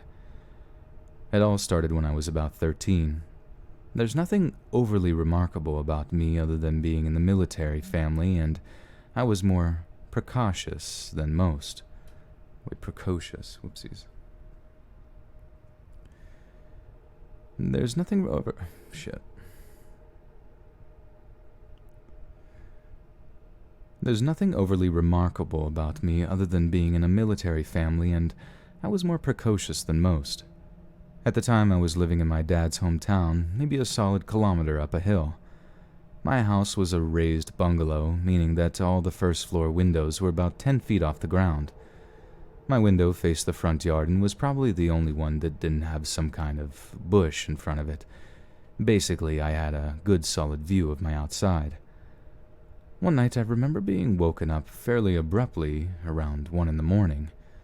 Not unusual for a 13-year-old, so I thought, go get a drink, probably pee, and go back to bed. Except when I tried to move, I couldn't. Some people describe the feeling of an overbearing weight that prevents them from moving. This wasn't that. It was like my whole body was asleep, complete with a tingling feeling and an utter lack of ability to move. I wasn't sleeping in a weird position aside from maybe an extra blanket on the bed. I couldn't figure out a reason why this was happening.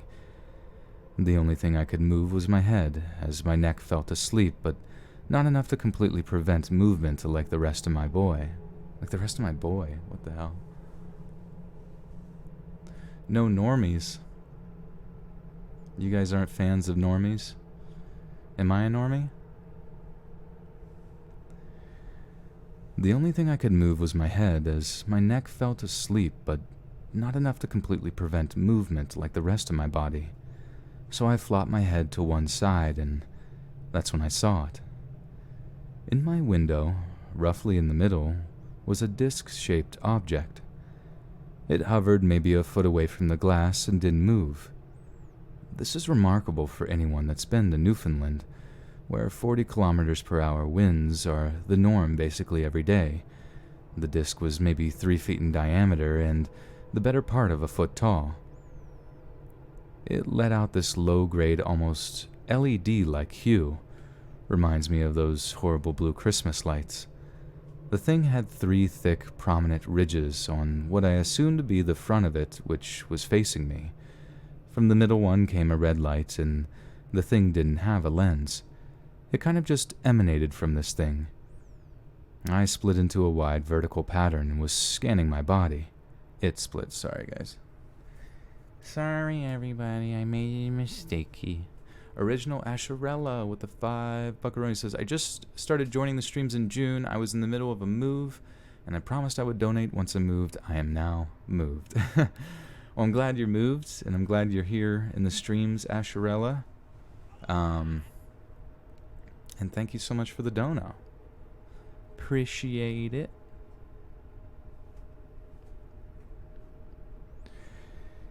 It split into a wide vertical pattern and was scanning my body.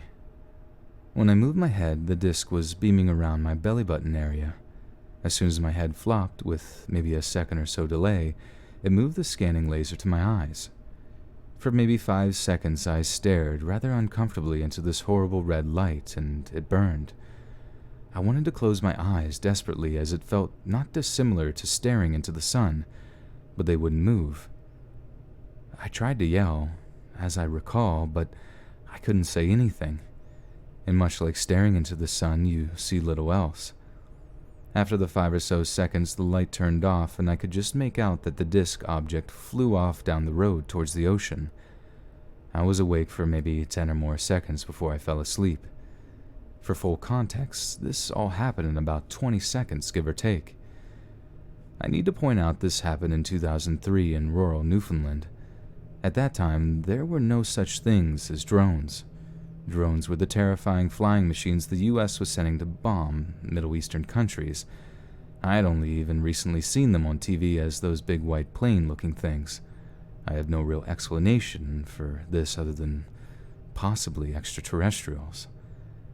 I had tried to talk to my family and classmates about it, but they mostly called me a loony and laughed. Eventually that night passed for me trying to tell people about it. No one will believe me, so why bother? A month, maybe 2 passes, and my life carries on as normal. The only real difference is I become terrible at math. I was a top student in my class, always pulling the best grades for most of my school life until that point, given the math isn't all that hard, but I really started to suck. My grades went from 90s to 60s, often 50s, and sometimes even failing in math I was able to do not even 4 months ago. No one was concerned for some reason, but that was a frequent theme in my teen years, so I was now just the kid that had fallen from grace. Still had amazing grades and everything else, just never again in math. So one night I remember being woken up. Again, my body felt like it was asleep, and again I had some control over my neck. But I remember this like I remember a dream, but way too many details for it to be normal. But I'll get to that. The first thing that hits me is the blinding white light. It was coming from outside my window, brighter than stadium lights, and coming from who knows where, but I knew it was close to my house. All I heard was a low, growling hum coming from outside. In my room, where 2 of those discs I had seen before, shining a wide red light all over the room, which dampened the sheer brightness of the light outside enough that I could see. Then I see one of them. It walks into my room, and I remember being scared-ish, but largely indifferent. It was easily over 12 feet tall and was uncomfortably skinny. Its arms and legs were way too long for the tiny torso it had, about the size of maybe a child. They were multi-jointed in at least 7 places that allowed it to fold up its arms and legs enough that it could fit into the room. I have no doubt that if it were to fully extend all of its joints, the thing could have easily topped 20 feet. It had hands which had too many joints on the fingers, way too many fingers and no thumbs. They were in half circles, its pretty round palm, and generally unsettling. Wait, what? The Stevie Games, welcome, welcome, welcome. Welcome everybody. Oh, we're actually losing people, that's interesting. It's been an interesting time for my YouTube live streams this past week. Oh no, now it just bumped up again. Well, we're at 400, so that's exciting. But I appreciate y'all being here. Yin's being here. We have to help Paul. Yeah, Paul was that a funny movie? I don't even remember, to be honest. Kaylin Sanchez, you gotta head out. Baby stuff to pack up. Might just let it play, but no more counter. That's okay. Thank you for joining us, Kaylin, and I hope you have a good old evening.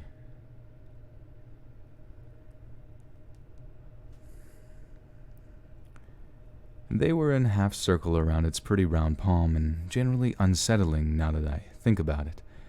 It had a head, a huge head, but it lacked any real eyes except for maybe tiny pinpoints where a massive socket would otherwise be. It had no nose, no hair, no real chin, and 2 holes where our cheeks would be. I'm guessing that might be a mouth, but who knows? The head was thin, because oh shit.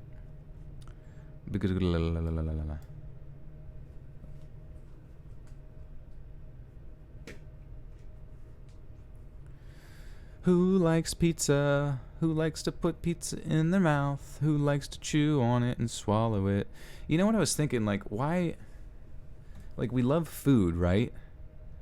Like, why is it that we can't just, like, eat the food, enjoy it in our mouth, and not swallow it? Why can't we just like, bleh, you know, like spit it back out?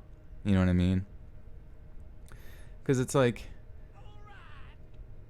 once it goes in our body, that's when it makes us fat. So it's, I'm not advocating any sort of like throwing up aspect, but just not even letting it get into your stomach. Like you don't even swallow it. But honestly, it requires the swallowing process to feel satisfying. You know, you can't just spit, you know. Obviously gum is different, but I think we've kind of conditioned ourselves to know how to use gum. But yeah, you can't have one without the other. You can't swallow by itself or you'll choke, and you can't just chew and spit it out or just, you know, you won't get the food. So that's my philosophy for the day. If you're gonna chew, you better swallow. Lils with a 5. Buccarone says, I'm dragging returning to work so I can keep listening. Yeah. Forget that work nonsense, friendo. I'm gonna sneeze. Whoa, I just sneezed and all the booger snot that flew out of my mouth kind of landed on a sort of humanoid form, and almost like I revealed who the predator was. It was kind of funny. We were at when we were camping and around the campfire, I was saying that I was going to take the ranch that we were eating you know, vegetables with or whatever it was, and just throw it out into the woods, and then like a bunch of ranch would like land on like a predator, like an invisible predator's suit, and like start to like spark and stuff. And I'm like, it's the ranch. That's how we show where these demons are.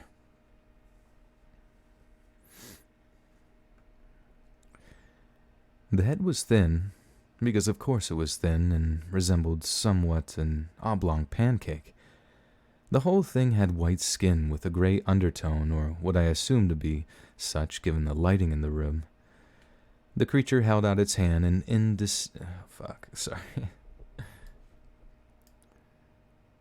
Cheyenne Dory Bob with the 2 says, good old mastication. Oh yeah. I am a huge masticator. Brendan Shepard, welcome. It is I. Megan, you are welcome for falling asleep. It all makes sense. The creature held out its hand, and instinctively I held it. It walked me out of my room, stark naked, and was leading me to my living room. When I get into my hall, I see all the doors in my house are open, and there are a dozen of these things sort of mulling about. I remember one looking in our linen closet, one walking into our basement, and another unscrewing a light bulb. All over the house were the discs that gave everything that faint red tint, and the huge stadium lights from outside, making it look like broad daylight, but with a slight red tint to it as well. In the dining room was my mother, also stark naked, kind of just standing there as 2 of the creatures were in the kitchen doing something. Lying on the couch in my living room was my dad, again naked, with 3 of the creatures looming over him with a bunch of weird tools in their hands, and I can assume doing some kind of procedure. I remember asking, "Where's my sister?"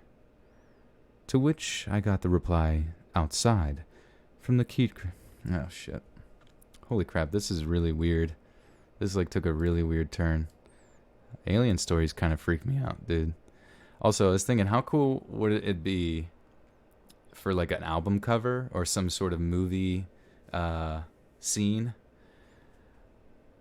where just like a naked alien who's like real tall, and it's, you know, it's clearly like a gray alien, and just like a naked little boy like are walking, like the camera's facing them as they walk holding hands towards like, you know, the door open and like a bright light. That would be hilarious. Not hilarious, but just almost like pretty artistic, I think.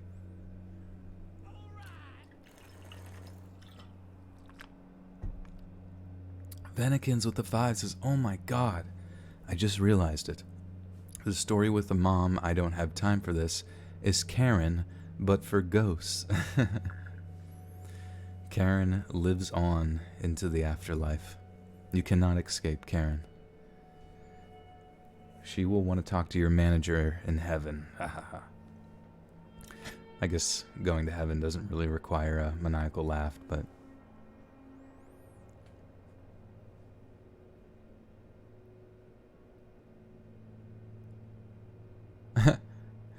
Capable of space travel, you think they would have more sophisticated methods of studying the human race.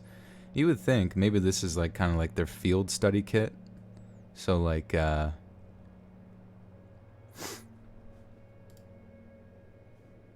also, I don't know why I'm like sniffly right now. It must just be the heat or something like that. But I don't think I'm getting sick. We interrupt Let's Read to bring you Naked and Afraid, Alien Edition. That's funny. Ote, here we go. I remember asking, "Where's my sister?" To which I got the reply, "Outside," from the creature holding my hand. I am still unsure if I heard this from inside my head or if the creature said something out of its uncomfortable holes, but I accepted this as good enough of an answer. As I walked by my dad, I could see the creatures were fiddling with my dad's junk, poking and prodding it. I remember being concerned as I knew my dad had just had his vasectomy, but I again just got the feeling that it would be fine. The creature I was with placed me in the corner of the room, facing the wall, and I sat down cross-legged without much issue. The creature then left, and I was there for about a minute or so. All I can remember from that time is a few details. Above me was one of the discs shining in broad red light, and I had the faint blue as well, giving my vision an odd hue. The only other distinguishing feature I remember is the silence, the piercing and utter silence only broken by my soft, low, growling hum coming from outside. I remember then waking up, back in my bed, no worse for wear. All I think is, dang, that was a realistic dream, and went about my day. The only difference is I had, and still have, a small lump on the back of my neck the size of a split pea. It comes and goes. Sometimes I feel it, and sometimes I don't, and a few times I have squeezed it and some dry, powdery substance came out. I just assumed it was weird pus, but if it ever happens again, I might try to get it looked at. A few years go by, and me and my dad were chatting, and we got on the topic of aliens, one of his personal favorites. I tell my dad about the multi-jointed creature thing, and before I can get to the point where I reach the living room, he says, "I had a dream like that. A bunch of skinny white men with hoods were cutting my junk, red hue over everything. I remember seeing them sit you in the corner and just sort of stayed there for a bit. Crazy dreams, eh?" I asked if it seemed real to him, and he said, "Well, yeah, I had those kind of dreams since I was a kid. The white guys in hoods never do anything interesting. This was the only time. Our brains are weird, aren't they?" I've brought it up a few times since then, but I don't get a whole lot more than what is above. My sister is somewhat of a similar story, but she remembers only about 3 seconds of it, and I have maybe 2 minutes. The best guess I have is aliens, and this is far from the only time I encountered these creatures, but I'll save that story for another day. You know what I was thinking just now is, what's that new director who's kind of popping off lately with Hereditary and Midsommar, Ari Aster or whatever? Like, I like, Red Letter Media is a YouTube channel I like to watch for movie reviews and just general commentary on media, and they made a good point that Ari Aster is, they're not like the Annabelle directors where it's got to be jump scare bullshit, because I saw a funny meme that said putting jump scares in movies, in horror movies, is like having someone tickle you while watching a comedy. So it's very cheap, and isn't actually scary. It's just like your association with like the suspense of being hit with a loud sound and perhaps a scary image.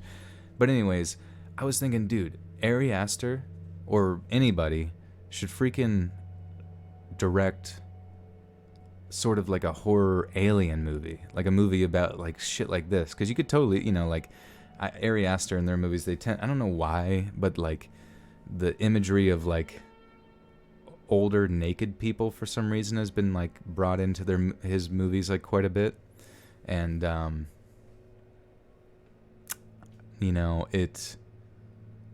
I could see that, like, as the scene was panning out, I could totally see that happening and being very, very ominous. Next, Enzi says, I really need to hear you say, and I just needed to complete me. Also, do you know about RuPaul's Drag Race? I think I've seen that advertised on some particular network. Wait, Zach Morris. I see Zach Morris's name there. I feel like I know a Zach Morris who does some spooky YouTube channel. Or no, that says Zara Morris. Never mind. Sorry about that. I read that wrong. Queen Horror. I walked into older naked people. It's weird. They use it as like in those movies as some sort of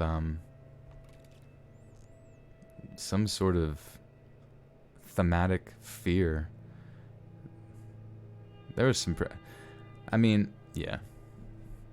We just need more like unique stuff. Like, I love The Shining, you know what I mean? I just love movies that like psychologically mess with you and also have a lot of like horrific like cinematography and imagery and cool stories, obviously, and a lot of philosophy involved.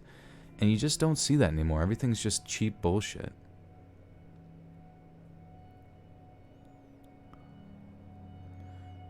Megan jumps out of bed and starts dancing. That's fun.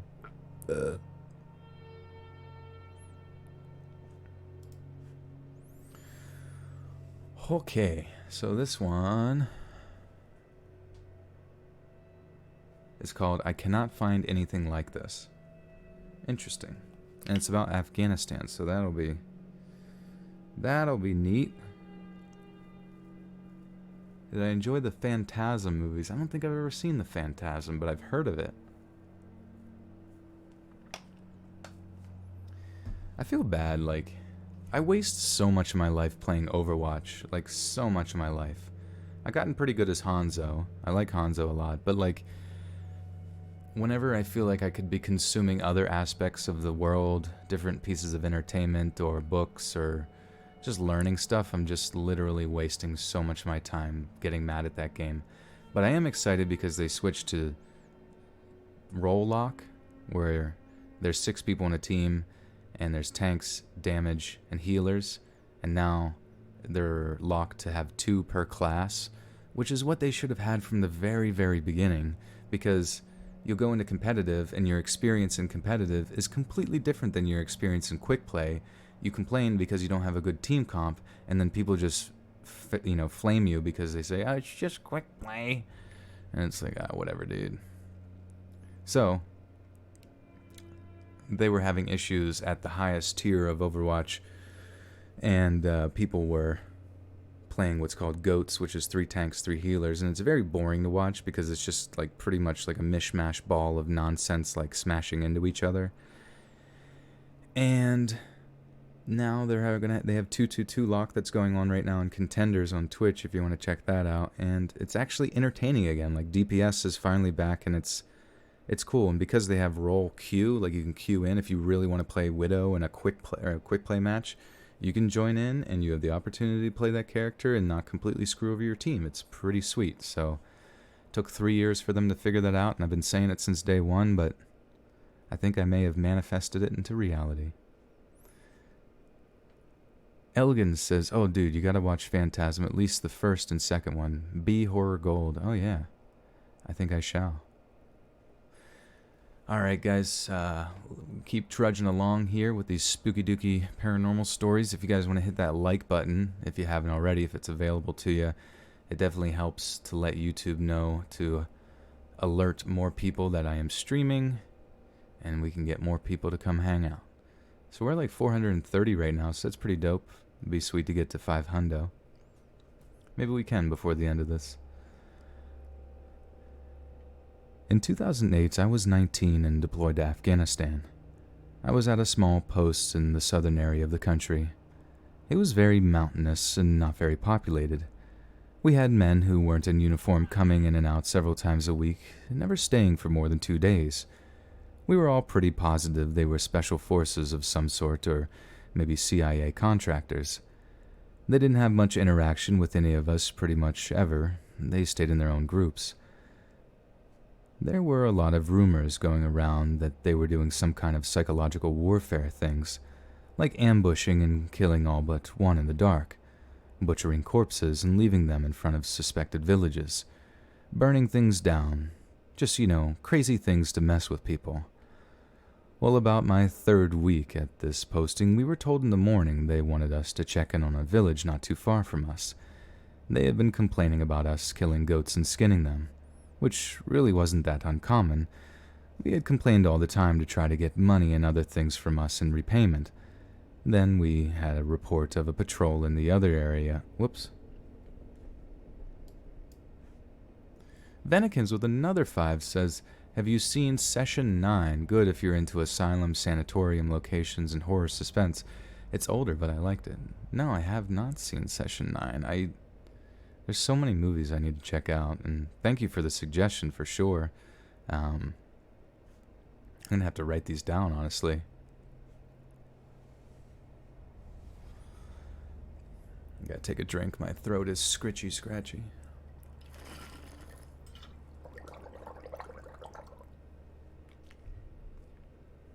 You know what's interesting?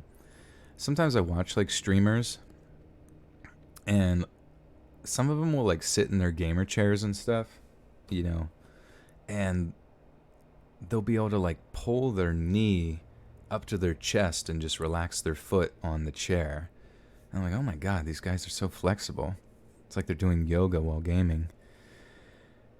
And I've never really had that good of flexibility, but I've talked about this, having this stand-up desk, and it's really, really nice because I don't get I feel like when I sit for too long, my hips start to get really tight and my back gets tight. And your hips, hamstrings, and all your muscles are connected to your back, and I think that's a lot of the times why people get lower back pain is because their leg muscles are really tight, and all hips and all that kind of stuff. So having not sat in a gaming chair for hours at a time has done wonders for my hippity hops. And then we had a report of a patrol in the area see a bunch of women and children carrying a lot of things rushing away from the area. Kind of suspicious activity. The next morning we set up before the sun was all the way up. The village was a little less than an hour drive from us. The whole area was pretty flat in a valley most of the way there, but about 2 kilometers from the village you have to take a small dirt single-track road up the mountain. The entire village was on top of a small mountain, but in a big bowl. It was just maybe a dozen small walled-off houses and sheds no more than 40 Shit, dude. Who would have thought this cool story would really throw me off? Joe Felipe with the 5 Canadian says he likes chicken. I remember this, because chicken is kickin'.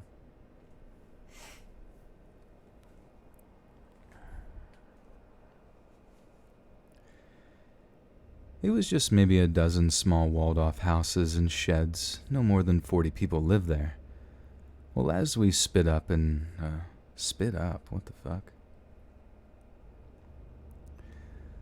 Well, as we sped up and approached the village, our comms freaked out.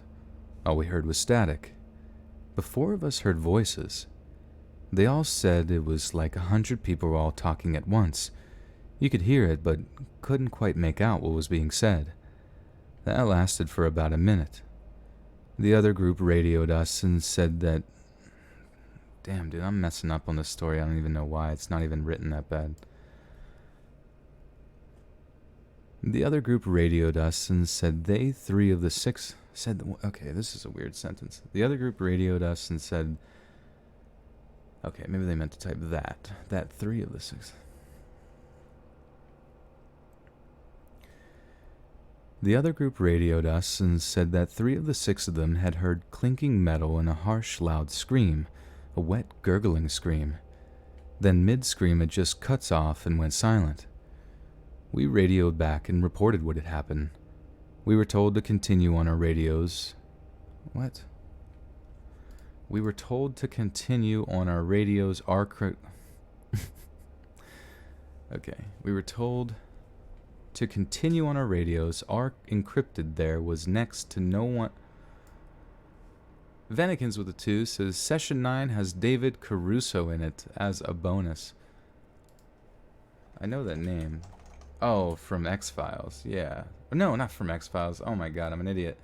The guy from CSI Miami. Dude, it's so funny. My parents used to watch CSI Miami back in the day, and it was just like, we loved every time he put his glasses on and he was like, sometimes you just gotta take a shit. And it was, I don't know, just stuff like that was really funny. Yeah, and it would play like, you know, the song, like, won't get fooled again. Alright, we were told to continue on our radios. What the freaking freak is this saying? We were told to continue on our radios are encrypted. There was next to no way anyone could have gotten into them. Oh, okay. Oh, I see. That's so weird. We were told to continue on our radios. Wait. Oh, I did. Okay, literally not having a comma in this like completely blew my reader mind, dude. We were told to continue on our. We were told to continue, comma. Wait, no. We were told to continue on, comma. Our radio. Wow, I am actually brain farted. I am covered in farts and they've leaked into my brain, dude. We were told to continue on. Our radios are encrypted. There was next to no way anyone could have gotten into them. Not even 5 minutes later it happened again, but this time to more than half of us. We heard people talking while breathing heavily like they were running. So many voices all at once, like they had to rip my head. Oh, God. Like, what the fuck? Just put a comma, man. Just put one singular comma in there, and it's a whole new world. The skies are blue. The clouds are puffy and white. And the grass is green, and I'm in paradise, dude. Alright. Whew, okay. Not even 5 minutes later it happened again, but this time to more than half of us. We heard people talking while breathing heavily like they were running. So many voices all at once. Like, had to rip my headset off and helmet off like many of the others. It was bad. We were out in the open, all in a panic. We reported it again, but one guy said he heard what was kind of like Farsi, or a Persian language. Another said kind of like Latin, and I swear what I heard was in Russian. We were told it might just be interference with switch channels and keep on task. At this point, we were maybe 30 meters from the entrance of the village. It's a pretty big open area on this mountain, not much to hide behind besides the buildings. Someone noticed a thin blood trail leading into the village. We took note and continued on. When we stepped into the village, we saw a puddle of dried brown blackish blood. Before we could even register what we saw, 3 military-aged men stepped out and opened fire at us. We all dove for cover. I ran behind this 1 to 1.5 meter high wall surrounding a small building. As soon as I dropped to my butt, a man stepped out of the building and shot it. Whoops. Whoa. Holy crap. Nalina, thank you so much. I didn't even realize where the donation was coming from because it came from Streamlabs rather than Super Chat. But Nalina just donated $150 friggin' dollars and says, "Hey, long time no see, my friend." Absolutely, yeah. It has been a bit. Was away in Cali, and then camping, and did not have a whole lot of time to stream during that process. So, shout out to Nalina, guys. Give some snips and snaps and cheers for Nalina. Thank you so much. That is so generous. Oh my god, and there she goes again with another 50 buckarones. Holy shit. You know what's funny is I forgot to change the notification variation for, because you can like, as people donate more, you can, like if they donate more than $30 or whatever, I made it so that it does like the twerking, Natalie made like a twerking animation of me, which is really funny.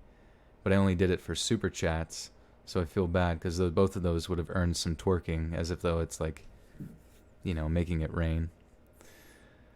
So, Nelina, thank you so much. That's 200 buckarones. Guys, you guys are so freaking generous and kind and very much appreciated.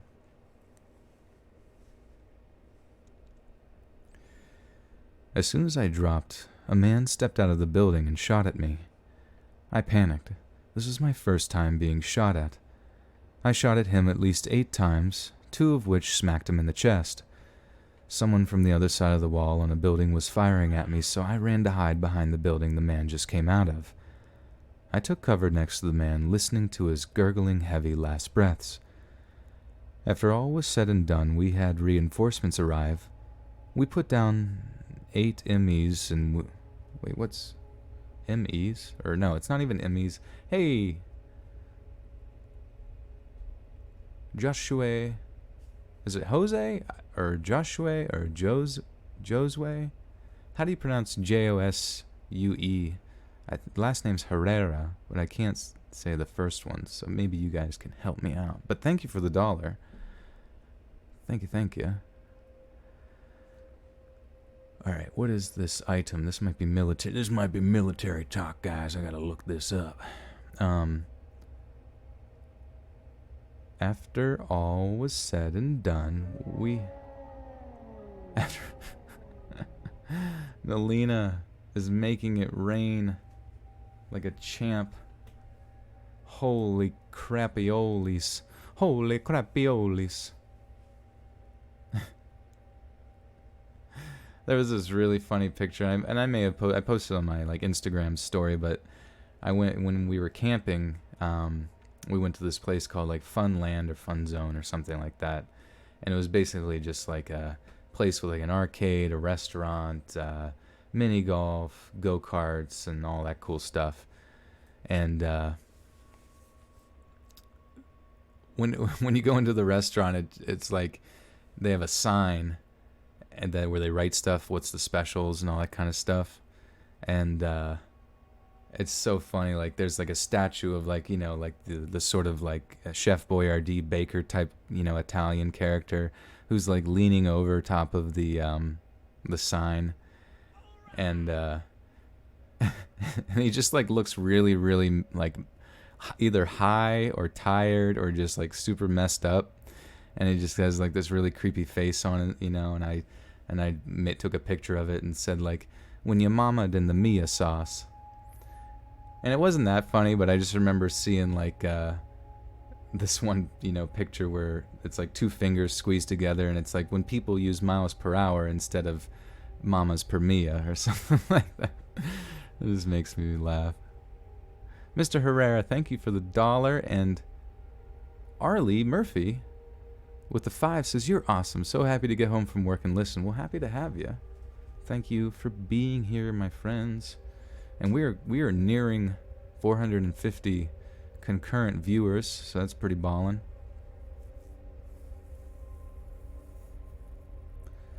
But thank you guys again for your kind donations. Seriously, blows my mind how gracious you guys are to essentially keeping me alive. Filling me with pizza. Okay, so as soon as I dropped to my butt... Wait, okay, so we read that. 2 in a chest.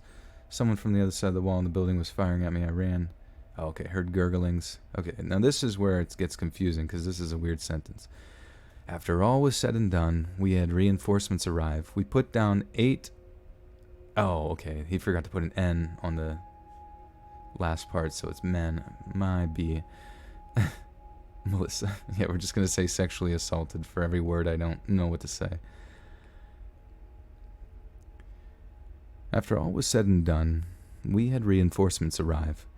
We put down 8 men and wounded 2 more. Nothing on our side. While everyone was taking the required pictures and whatnot, an army patrol came by with 4 of the women from the village. They said they found them hiding in a nearby town, begging for help. They had to pretty much carry the women back, as they refused to return. We split the women up and began to question them. They admitted the men were gathering and getting things together to attack a patrol. Someone had promised them a great reward. But they were crying, all terrified to be back. Our interpreter asked them what had them so shaken. Is it because of the fight? They said the morning before, as the sun was coming up, they saw what looked like a bloody man walking up. Some of the women went to try to give aid when they stopped and screamed. As the man walked closer, he was naked from head to toe, no hair and no skin. Each step he took looked like his knees would buckle and collapse. He had no eyes and no muscle around his jaw. His head just swung around loose like nothing rigid to hold it up as he walked. They said he was slow and jerky. They could hear him breathing. He was wet and heavy like he was drowning. The men, hearing the women scream and run, grabbed some weapons. Some were muskets, some tools. As he walked closer, they saw his belly was slit and things were just swimming from his gut. The men began to fire at him. The thing didn't notice, didn't even flinch, and chunks of him were ripped off. We finally stopped when the men were reloading and opened his arms like he was going to hug someone, and screamed so loud they had to cry. The men closest to him began to bleed from their eyes and ears and finally collapsed. The next thing they knew, he was gone, just vanished into a light red mist. The men who fell were gone too. Not a trace.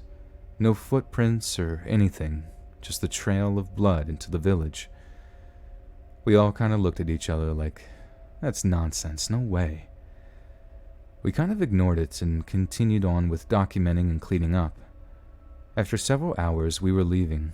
I was in front with 6 other men. We were all talking about the radio thing when one of us just stopped and yelled for us to drop. We all listened and spread out, dropping low.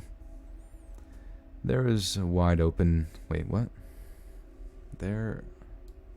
Dude, this story's freaking sick, actually. This is actually like one of my favorite stories ever. Cheyenne Dory Bob with the $2 says, how dare you fear-shame people about eerie old people? I know. I feel bad because, like, honestly, old people... They're scary looking, but obviously they're about as kind as a newly born babe. Joe Felipe with the 5 Canadian buckarones, maple syrup covered. Don't mention sound problems. He'll leave to restart his router and never come back. Yeah, this is true. No, honestly, what happened, and you know, Jay Wilson, who's in here quite a bit and is in the Discord, she helped a lot with figuring that out. But basically, you know, I went to reset my router, got that going, started up my stream, but in the process that my stream was starting, not sure why, it got set to, like, private. Like the stream was a private stream or something, like a Snapchat premium stream, you know? And, I don't know, it was weird. It was very weird.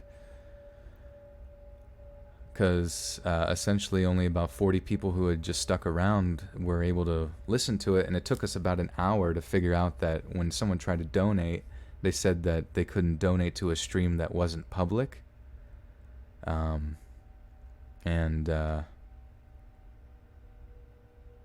Yeah, eventually when I was able to make it public again, it started appearing on people's feeds, and we were able to get, you know, up to about 200 viewers. But it was so strange. It was like, why did that happen? Did I click something? I doth not think so. But anyways, this story is like freaking sweet because it's got like I love like paranormal military stuff, you know, because that shit's like straight out of Resident Evil. This is like honestly like straight out of Resident Evil. It's like weird. And I'm kind of hoping it's like legit true. But even though it's obviously terrible too. I don't know. Anyways, there it says I don't know why this is just like a really funny, like it's not a bad grammatical error because we'll figure it out, but just a really funny one where it says there are is, there being spelled THEIR RARE is, there are is wide open and wait, what is this actually trying to say? There are is wide open and empty, there is nothing to hide behind. What the fuck? Spartan, you are really late. Mr. Smith, did you see the trailer for Zombieland 2? I did, but I kind of had to stop halfway through because I'm just like, it wasn't really clicking with me like the first one. Like the first trailer of the first Zombieland was very stylized and fun, almost like the Dead Island trailer, you know, but like more obviously comedic. And I'm kind of not sure how I feel about the second one. Even though I did actually want like a sequel, and I really like the way that they went about zombies comedically, which is fun. But yeah, I definitely suggest you guys check it out if you're a fan of the first one. Or if you haven't seen the first one, Zombieland 1 is pretty good. Maybe it's, okay, we'll try this. There is a wide open and empty, there is nothing to hide behind. What the fuck? Okay, we all listened and spread out, dropping low.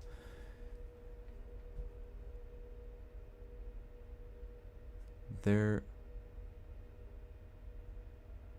I say, there we are in the wide open, empty, and there's nothing to hide behind. Okay, I don't know. That's what I'm presuming they're trying to say. There we were, out in the wide open and empty, nothing to hide behind.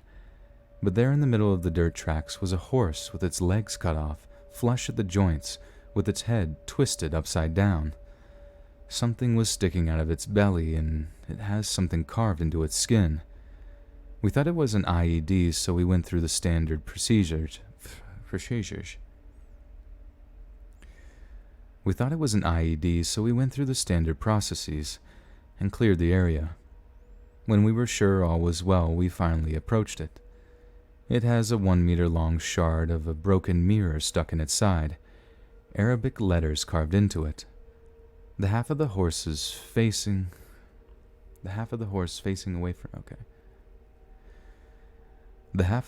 facing away from us was skinned, so cleanly there wasn't a drop of blood or a cut into the meat. We asked our interpreter what the Arabic word said. He said it isn't Arabic, but kind of like Farsi, but not at the same time. He said he thought it said, "Look, look, don't look." We were all freaked out. We went back and reported everything. Our CO listened to the entire story, and after a long silence that felt like half an hour, said, "It was nothing. Exhaustion and stress. It was nothing. Exhaustion and stress from your first engagement. Be careful who you tell. People will be begging to question your mental fitness." Later, when some of us went to shower, there was yelling. The guys who were out there with us said they saw that their faces had no skin in the mirror. We calmed them down and moved them out so we could shower. I was the first one done and went to shave when I saw a red, skinless person in the corner of the mirror. That was 11 years ago yesterday. I still sometimes see him in the mirror. In my bathroom, I don't have a mirror at all. I go to a barber once a week to shave me. The last time I shaved myself, my daughter was in watching me when I saw the man in the corner of my eye right next to her. She saw him in the mirror too and ran off screaming. What makes... Oh, crap, I lost my place there.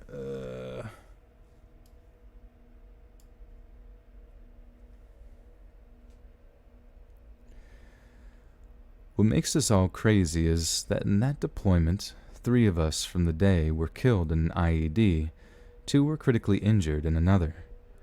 Our interpreter was killed with his family in his home. 4 killed themselves within 3 years of returning home. That's 8 dead and 2 injured, just like the villagers. I've only told maybe a dozen people about this. Only one or two believed me. I can't find anything like this anywhere in the world. I know the area had a lot of history, like the Russians had a base where we had ours in the 80s. Some say Alexander the Great marched his army in that valley too. I don't know what to think about it. I need to know more about it.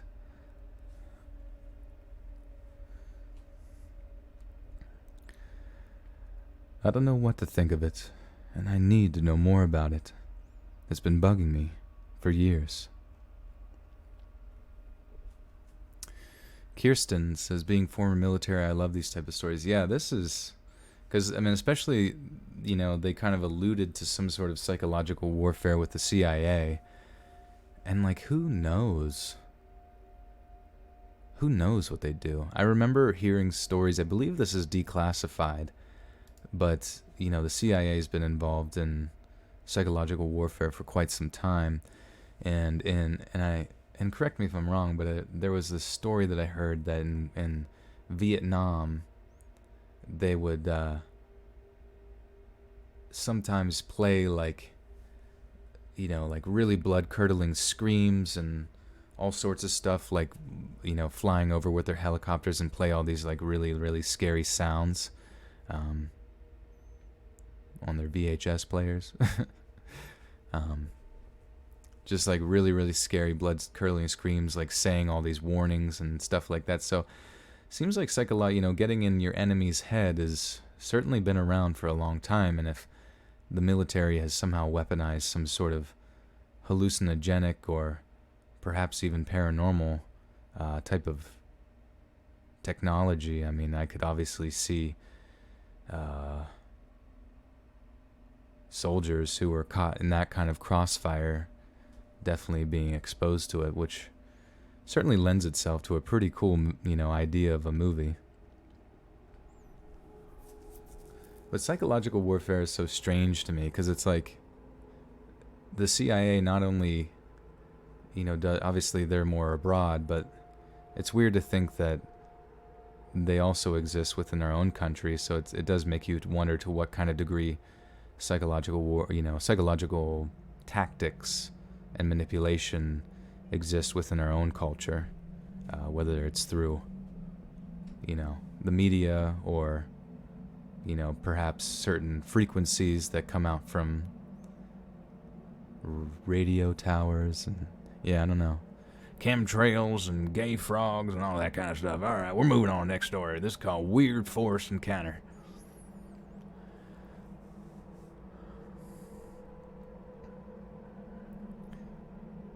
So I grew up next to let's just say, a very creepy 300 to 400 acre forested area in the middle of Tennessee, United States, for some location context.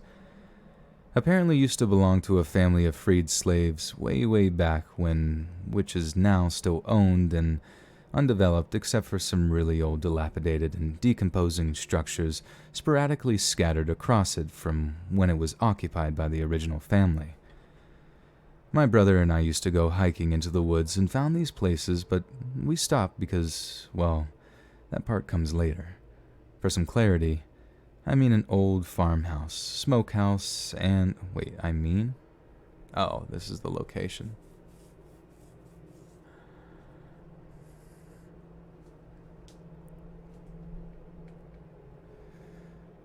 For some clarity, I mean an old farmhouse, smokehouse, and on the border of the property line in the wooded area behind my old house was a rickety old house.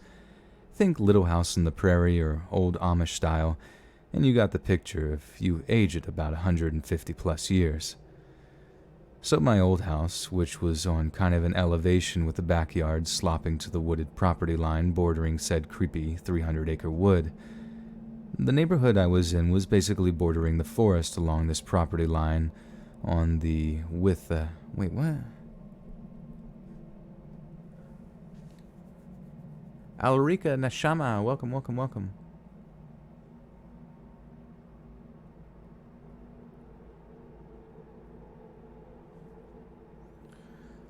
Alright.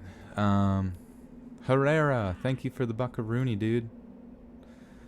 Alright, how the heck do I say this sentence? I feel like people are getting sloppy, and maybe I am too. Extra sloppy. Um, the neighborhood I was in was basically bordering the forest along this property line on the with the houses. On the with the houses. Oh my god. The neighborhood I was in was basically bordering the forest along this property line, with the houses facing street with the back. Oh my god, how do you miss every joining word? I don't even know how to piece this together. The neighborhood I was in was basically bordering the forest along this property line, with the houses facing street with the backyards bordering the forest line that was demarcated by a solid line of underbrush and very mature trees. This whole middle part of the sentence, I have no clue what is even being said. I was okay. Katie Cabrera, thank you. I'm glad I can help you out in overnight. Oh, overnight baker. Oh yeah, I'm gonna be coming for them donuts. Queen L with the 2 says, I love your stories, dude. Thank you, Queen. Yeah, I'll just stay on the back of the property. I can't piece this shiz together. The neighborhood I was in was basically bordering the forests along this property, with the backyards bordering the forest line that was demarcated by a solid line of underbrush and very mature trees. Now, my first memory of this property, and this still creeps me out. So mind you, there are no roads, no inhabited houses, nothing built or done to this area because of a land division dispute and some will and deed problems with the family who owns the land and apparently has been that way for 150 plus years. Just forest. My sister and I were out playing in our backyard near the property line, where the creepy falling down little prairie-looking house was, when she spotted an old woman in the old dilapidated house behind the edge of the property. The front of the house was broken down, and you could see clearly into it, and it had 2 stories, kind of like a cutaway from a dollhouse where you can take off the front and see all the rooms. So this 70 to 80-year-old woman was just sitting on the green lawn chair, watching us from the 2nd-story loft. We were young, maybe 7 to 8 years old, so we didn't really notice some of the more peculiar aspects of this scene. We'd been playing for a few hours and would have seen someone walk by carrying a green lawn chair because we had a clear view of the old house, and you couldn't really get to it unless either you came from our yard or hiked through a ton of woods. An elderly woman dragged a lawn chair up a rotted-out ladder to the 2nd story out of a rotted-out loft and was just chilling, watching me and my sister. So of course my sister goes and says hi. Finds out she speaks and said she used to live in that house a long time ago. She looked fairly normal for an old person, but the face was indistinct to me, like I couldn't really get a solid look at it for some reason. I got uncomfortable and said bye to the creepy old lady and left when I basically grabbed my sister and we went back to the house. Now this bothers me because no one has ever lived or been doing anything in this area of forest for over 150 years. No one could have or should have been living there. No records of it or anything. Also, I know for a fact that there are no roads or trails or anything going to that old house, even now, thanks to Google Earth. So how did this old woman just appear and disappear? 'Cause we were walking back to the house. I glanced back at the property line about 80 yards back to the old house, and the green chair was there, but no lady. Didn't pass us by.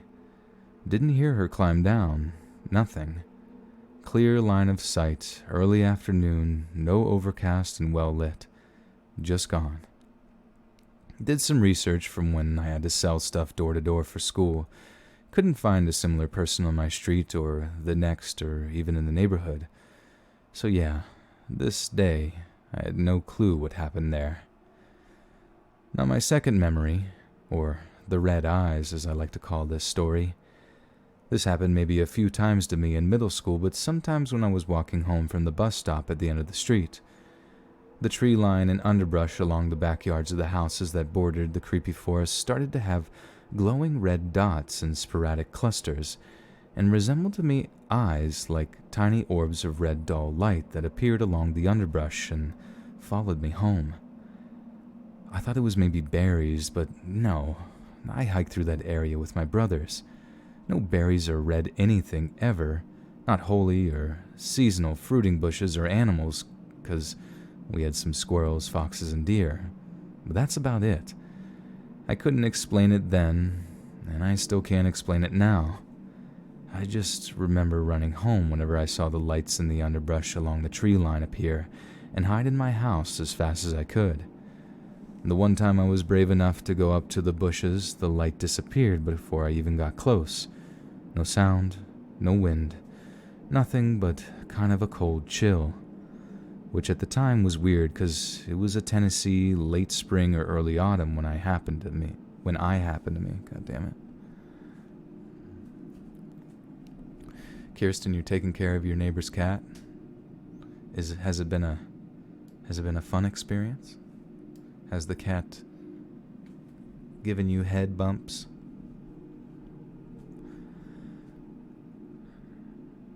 Which at the time was weird because it was a Tennessee late spring or early autumn when this happened to me, and it stays pretty dang warm usually.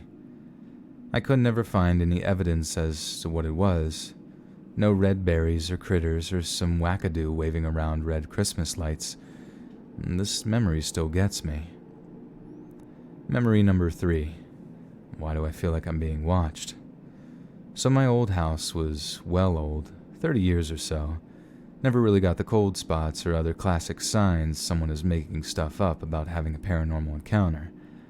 But every now and then, when I was alone in my old house, maybe the basement usually, or occasionally outside in the woods, I got the sensation something or someone else was there.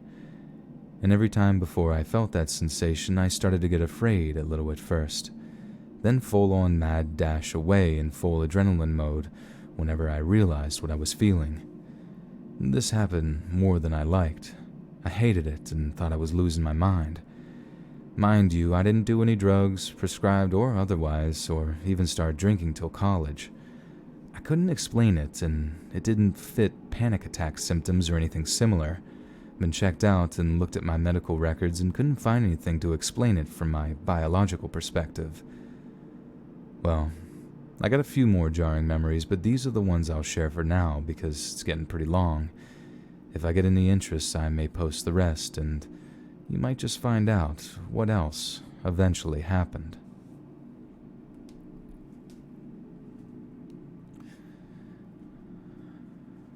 You have a stray cat friend named Bob Gnarly. That's awesome. Queen L, your cat hates everyone except you. Yeah, I'm sorry. Whenever I had Pradeep, we would hold him upside down and pet his belly like a baby, and anytime anybody come over, I would just bring him up to him and set them in their arms just so Pradeep could get used to, other people and never be upset by them. And he gets scared when other people come over sometimes, like he'll hide, but eventually, Mickey, what's up? Welcome. But yeah, I just take Pradeep and put him in just a random person's arms and just kind of get him desensitized to the whole only being used to people who lived in the house and that kind of thing. I feel like if you gotta raise a cat, you kind of have to raise it a little bit like a dog, where a dog sort of naturally wants to be loved. A cat sort of has to be like aggressively loved. If you want it to turn into being nice, you almost have to just force yourself upon it without consent. And by that I mean just give it some strokies and love. Even if it doesn't want it, just pick him up by the scruff and give him some kisses. Your cat's called Harmony. That's a good name. Well, oddly enough, that was 8 stories I did, but I kind of feel like I need to do more. So I'm going to do about 2 more here, depending on how long they are. These ones are kind of funny titled.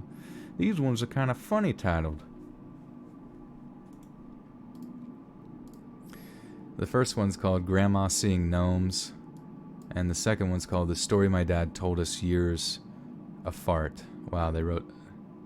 Oh, years after, but they wrote, like, it looks like it says they wrote years apart, so that's kind of funny. We'll do the story with the dad telling years apart, but, oh boy. Hey, Jamie, what the heck? Welcome. Get cozy, Mickey. We've got some stories to tell you.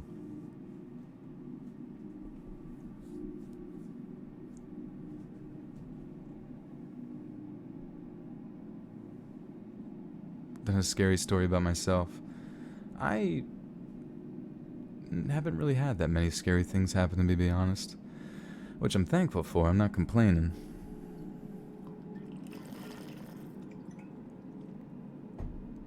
But I'm living them through you guys.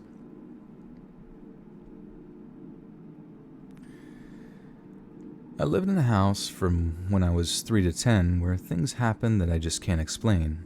Although I was a child, so my memory could be foggy or filled with fantasy. Some background info. My mom was working weekend shifts in Norway since they have better payment and less taxes, so she would go like 5 to 7 days at a time. We're Danish. So that night it was just me, my sister, and my dad. My sister would sleepwalk very much as a child, so it was not an uncommon occurrence to find her in all kinds of crazy places. One time she slept under the couch. Many times she would just be standing in corners in weird places. Nothing paranormal about it, just a sleeping child with marathon legs, as my mother used to say.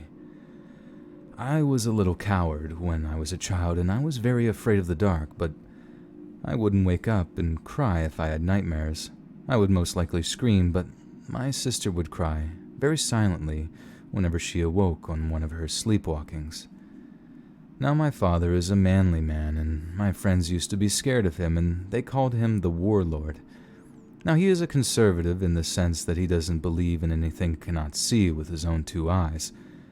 My mom is very much a believer and even believes she can speak to spirits and stuff, and believes there is more between the heaven and earth, but I am very much a skeptic even though I've had experiences. Again, I was a child, so my point of reference and testimony is not the best since I'm 100% sure I saw a little house gnome one time before sleeping. Normally it was always me, my sister, and our mom that spoke of weird things that had happened, but a few years after we moved my dad... Oops. Didn't have a comma. Also, this is really funny. This person says they were 100% sure that they saw a little house gnome one time before sleeping, which is so coincidental because the story after this literally is titled Grandma Seeing Gnomes. So maybe this is the grandma. Mickey, your dog, is named Ozzy Pawsborn. That's so funny. That's so cute.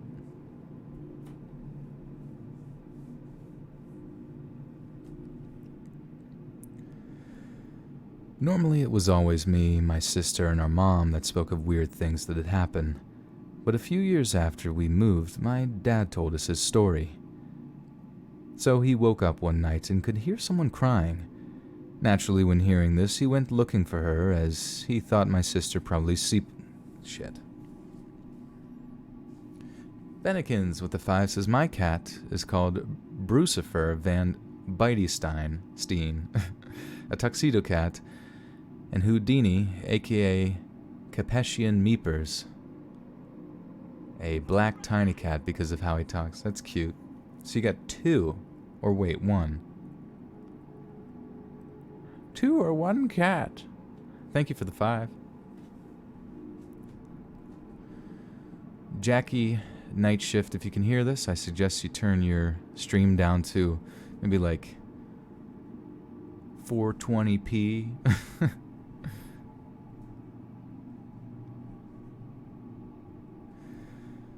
Normally, it was always me, my sister, and our mom that spoke of weird things that had happened, but a few years after we moved, my... Oh, shit, dude. Oh. Wait. Alright, well, see, I had that part highlighted. I'm gonna have to start there anyways, because... Oh, well. Normally, it was always me, my sister, and our mom that spoke of weird things that had happened, but a few years after we moved, my dad told us his story. So we woke up one night and could hear someone crying. Naturally, when hearing this, he went looking for her as he thought my sister probably sleepwalked somewhere and got scared when she awoke. This happened in periods almost every night. And as he went down from the first floor, he realized it came from the basement. The only way down to this basement was down a really steep staircase, and keep in mind this was the middle of the night. Believing my sister somehow managed to get down there, he of course went looking for her. Again, they have found her in weird places, so this wouldn't be unbelievable. He says that the crying stopped the moment he came down there, and he felt like he was being watched, and that there were this, and that there were this, and that there were, and that there were. Okay. Fannikins with the 2 says 2 cats and captain. Haha, autocorrect. Oh, that's crazy. That was a busy household there. Your first cat's name was Snazzy Susanna. That's a cute one. I've always liked the name Havana.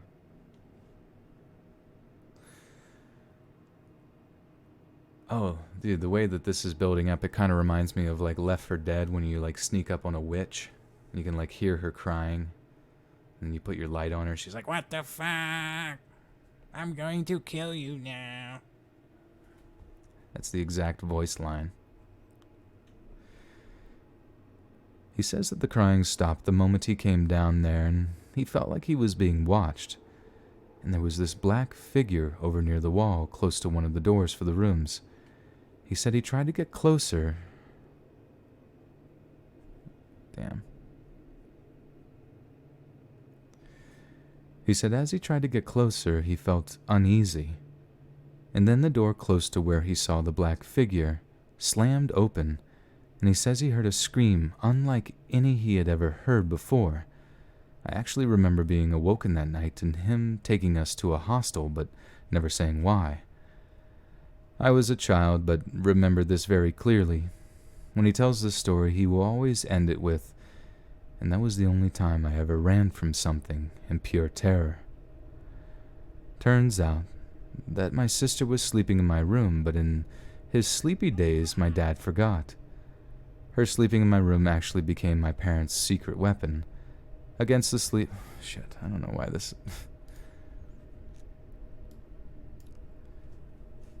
Cheyenne Dory Bob with the 2 says, "I wish there were more Skinwalker stories." Yeah, I do like Skinwalker stories just because they revolve around the Native American culture, which I've always kind of enjoyed, you know.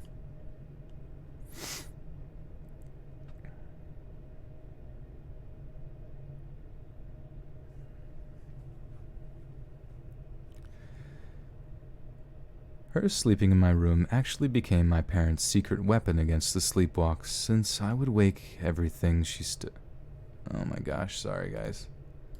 I can't read. Jamie with the 10 buckaronos. With some hearts and love. Thank you, Jamie. Thank you. Thank you so much. You guys are so nice tonight. It's honestly amazing having this kind of community to be a YouTuber around. Like, even if I was Jake Paul, you know, by chance, I don't think I could exist like that, you know. Jake Paul, or Logan Paul, or whatever Paulos, Lake Paul, Jogan Paul, just seems so superficial, and his life is full. You know, there's some YouTubers that their life is just like full of toxicity, like Keemstar. Imagine every day you're Keemstar, where all you do is just report on people's bullshit. Like, you have to literally like keep your eyes peeled to Twitter for the most up-to-date nonsense. Mickey, I will never undo anything. Ha.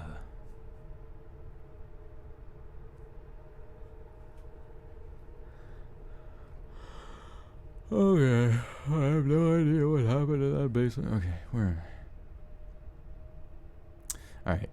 Her sleeping in my room actually became my parents' secret weapon against the sleepwalk, since I would wake up every time she started to sleepwalk because I was a very light sleeper and I would call for... Okay.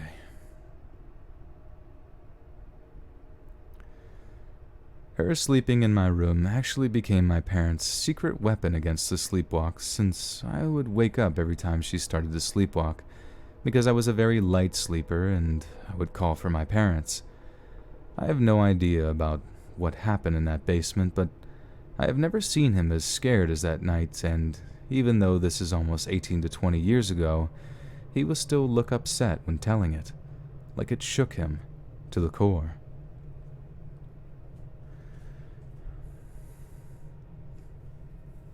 Does anyone watch like Mr. Beast's videos?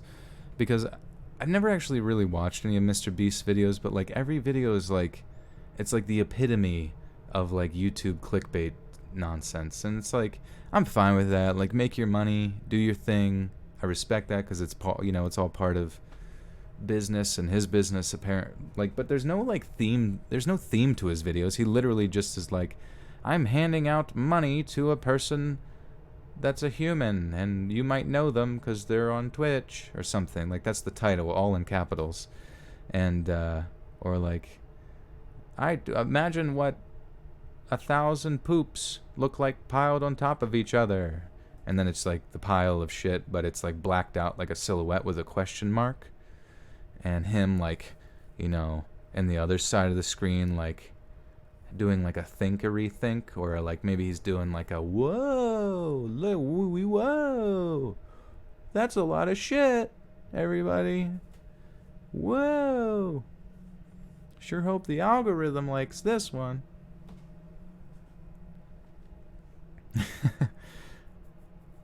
That'll be my next video. Don't tell Mr. Beast or he'll copy me. I swear to God.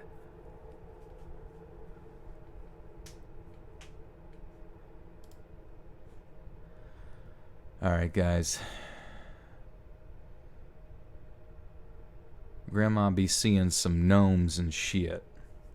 So get ready. That's the title of the story. Grandma be seeing some gnomes and shit.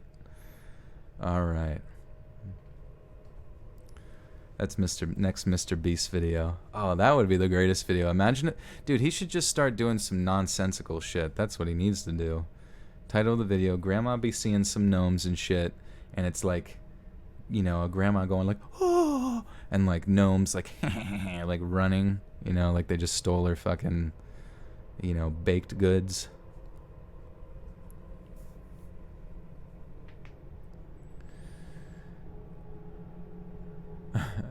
Alice Falls says, pretty sure I watched a video of him buying literally everything in a Save-A-Lot to donate to different places. Oh, well, I guess it's good that he's donating and stuff, but it's not like anyone on YouTube. To me, it just doesn't like feel like base level content. Like, he's literally just saying like, I'm rich as fuck, but I'm also charitable or something, and like, because it's not like anybody just starting out on YouTube would ever start that, like, buying literally everything and handing it out. My first video. Amanda Rollo with the 2 Canadian soaking stepping wet maple syrup dollars says, soothing voice. Thanks for helping me fight insomnia. Absolutely. Absolutely. Sleep is the greatest thing you can do with your life. In fact, I sleep 12 hours a day. Just like Usain Bolt. Did you know before Usain Bolt set his world record 100-meter dash sprint, he had just woken up about 38 minutes prior? I always find that pretty interesting.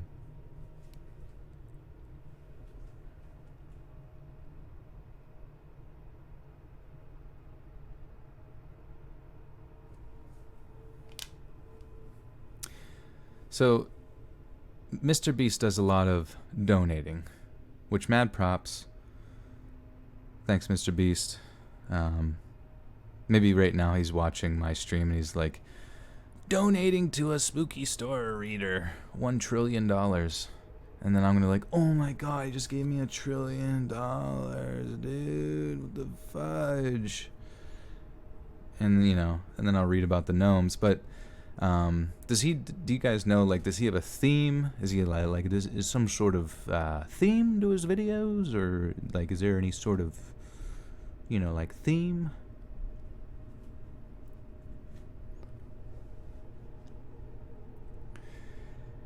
After she had surgery for some kidney stones, she became more sensitive about things. Exactly after the surgery, while she was still in the hospital, we both met in our dreams. She's seen me in her dream, and I've seen her in my similar dreams in the same night. There's a lot to say about that too, so I'll keep it short here. About half a year later, she kept mentioning about little ugly people coming out of this particular flower pot in her apartment.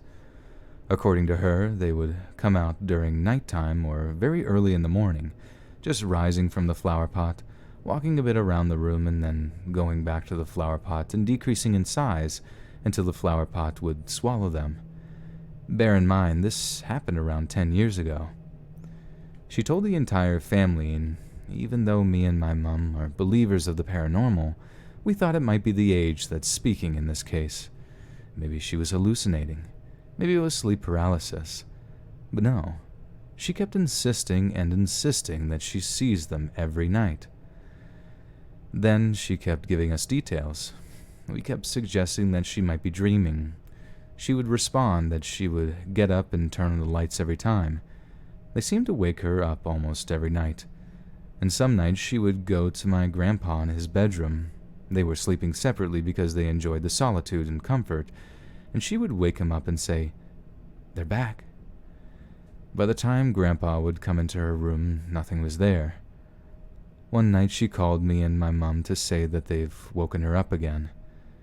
These are the details that she gave. They were small but quite ugly, as said up top, and she named them little ugly people. Maximum one height and... Fuck, dude. Sorry.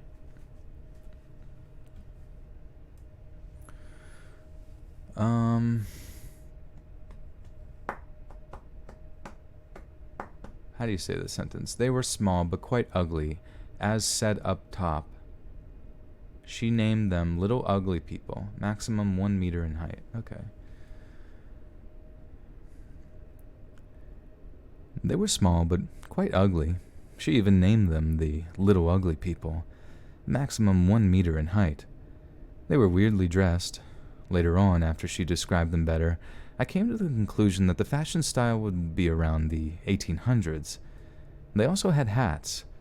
They were both male and female, and it was only one of them coming out per night, never more of them, even though I do refer to them as plural. It seems that they were struggling a bit to come out of the flower pot, and implicitly the flower, which was a normal apartment plant. What? And implicit? Why is implicitly used in the sentence? And implicitly, the flower, which was... Oh, they come out of the flower? Carson Gill, welcome, welcome, welcome, welcome, welcome.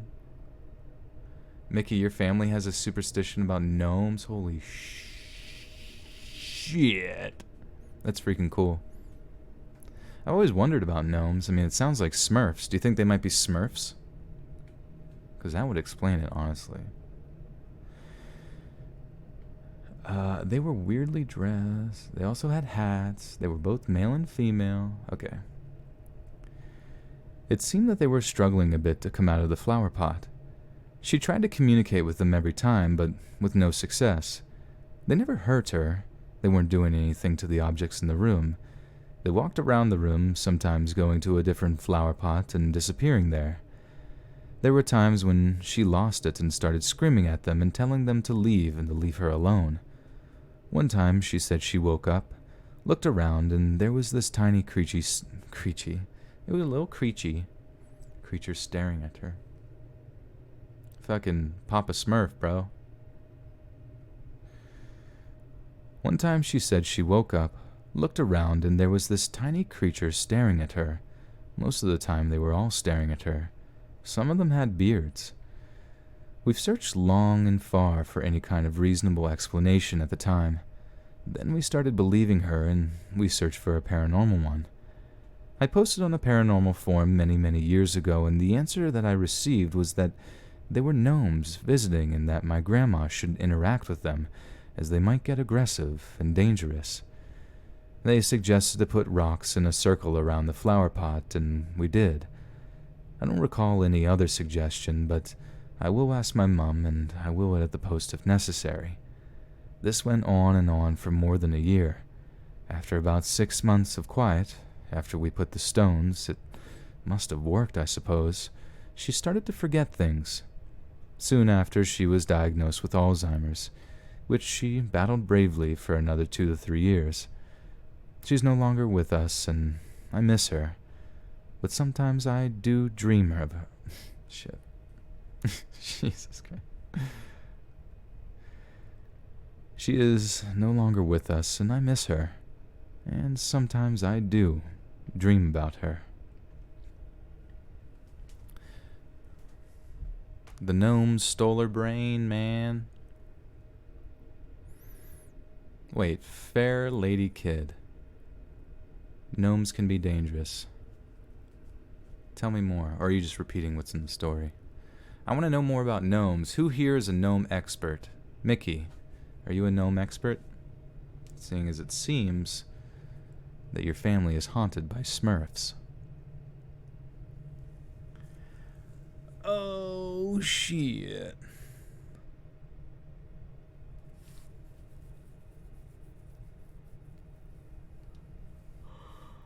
Oh, dark web stories.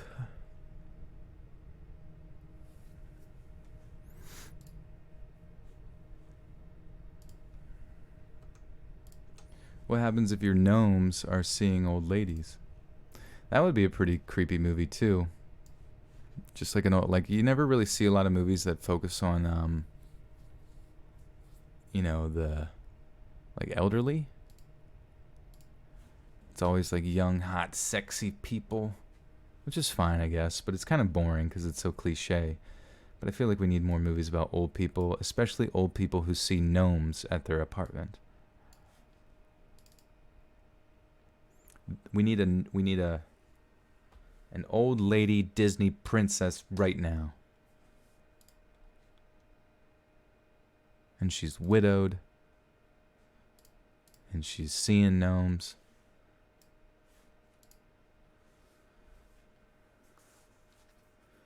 Alright, guys, what funny thing... Well, it doesn't have to be funny. It could be creepy. Should we say... for my outro here? Yeah, are gnomes Smurfs enemies? That's a great question. Mickey, we're gonna have to ask your grandma.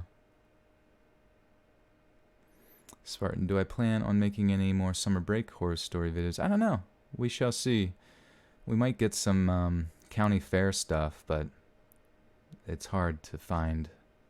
It's hard to compile them in entirety.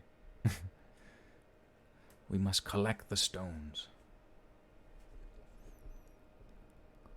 Styling, your parents have a gnome on their front porch. Are they insane? Mickey, why are you sad? React. I forget what I even said. Lila says, say, spank your gnome. Say that. Shit, I might just say that. I don't even care. Shit, I might just say that. And always remember to spank your gnome.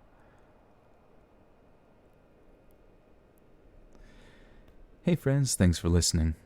Be sure to subscribe and click that notification bell to be alerted of all future narrations. If you got a story, be sure to submit them to my subreddit, r/Let's Read Official, and give and receive feedback from the community, and maybe even hear your story featured on the next video. And join my Discord to interact with me and other listeners directly. And if you want to support me even more, grab early access to all future narrations for just $1 a month on Patreon, and maybe even pick up some Let's Read merch on Spreadshirt. And check out the Let's Read podcast, where you can hear all these stories in long compilation form and save huge on data. Fuck. Save huge on fuck. Okay. Spartan, you got a story to post on the subreddit, and it would fit well into summer break babysitting type setting. Well, you go right ahead and submit that story, Mr. Man. We'll be waiting. Okay. And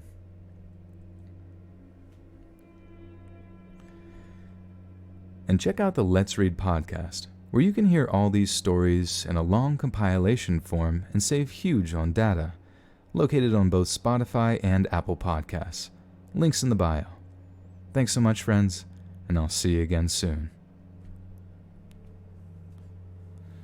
Do you like how I changed from creepy voice to radio commercial voice there? Hey guys, how we doing? What's poppin'? What's going on, gamers? It's time for you to rise up. Well, we made it to a little over 450 today, so that was pretty solid. So I really appreciate you guys being here. I'm gonna get this video edited. If you guys are patrons, as you may have heard in my spiel, it's only $1 a month, and you can get all of the audio first before everybody else, early access in MP3 format that you can download. I will probably edit the audio tonight and maybe even have it on Patreon tonight. If not, if you want to wait, the video will come out at its normal time tomorrow, which is, well, today, which is Friday, I think. I hope it's Friday. Thank God it's Friday. Be sure to spank your gnomes on Friday. Oh, dude, I'm an idiot. Dude, Jamie, you're absolutely right. I forgot to say, be sure to spank your gnome. What the hell am I? What's wrong with me? What the hell's wrong with me, guys? Jeez. The gnomes have stole my brain and gave me Alzheimer's. Thanks so much, friends. And remember to always spank your gnomes. There we go.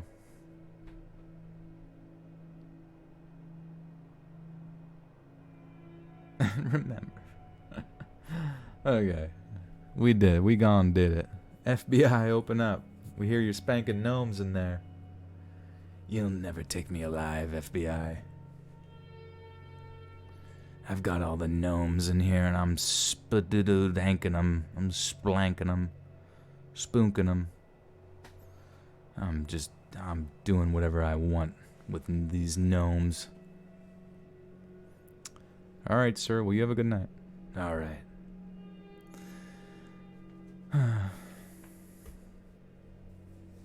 Well,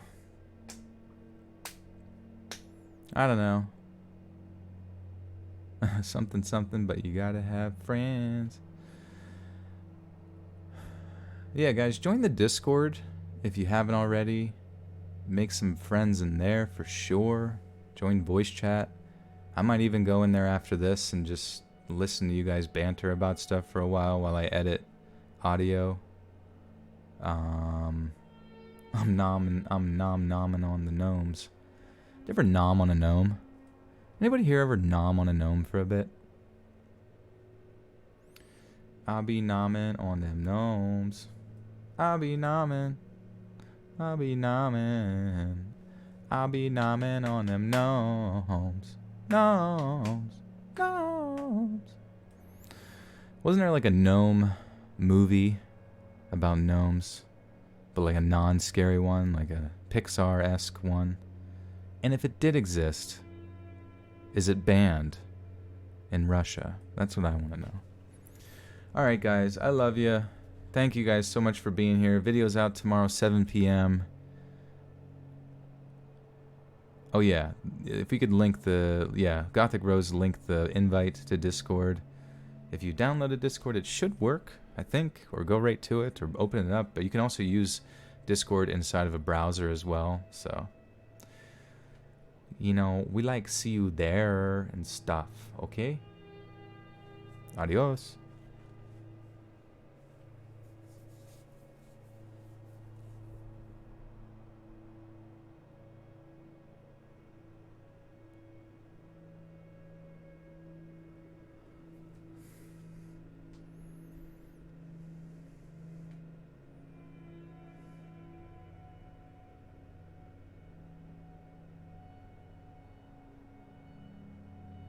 FBI, open up.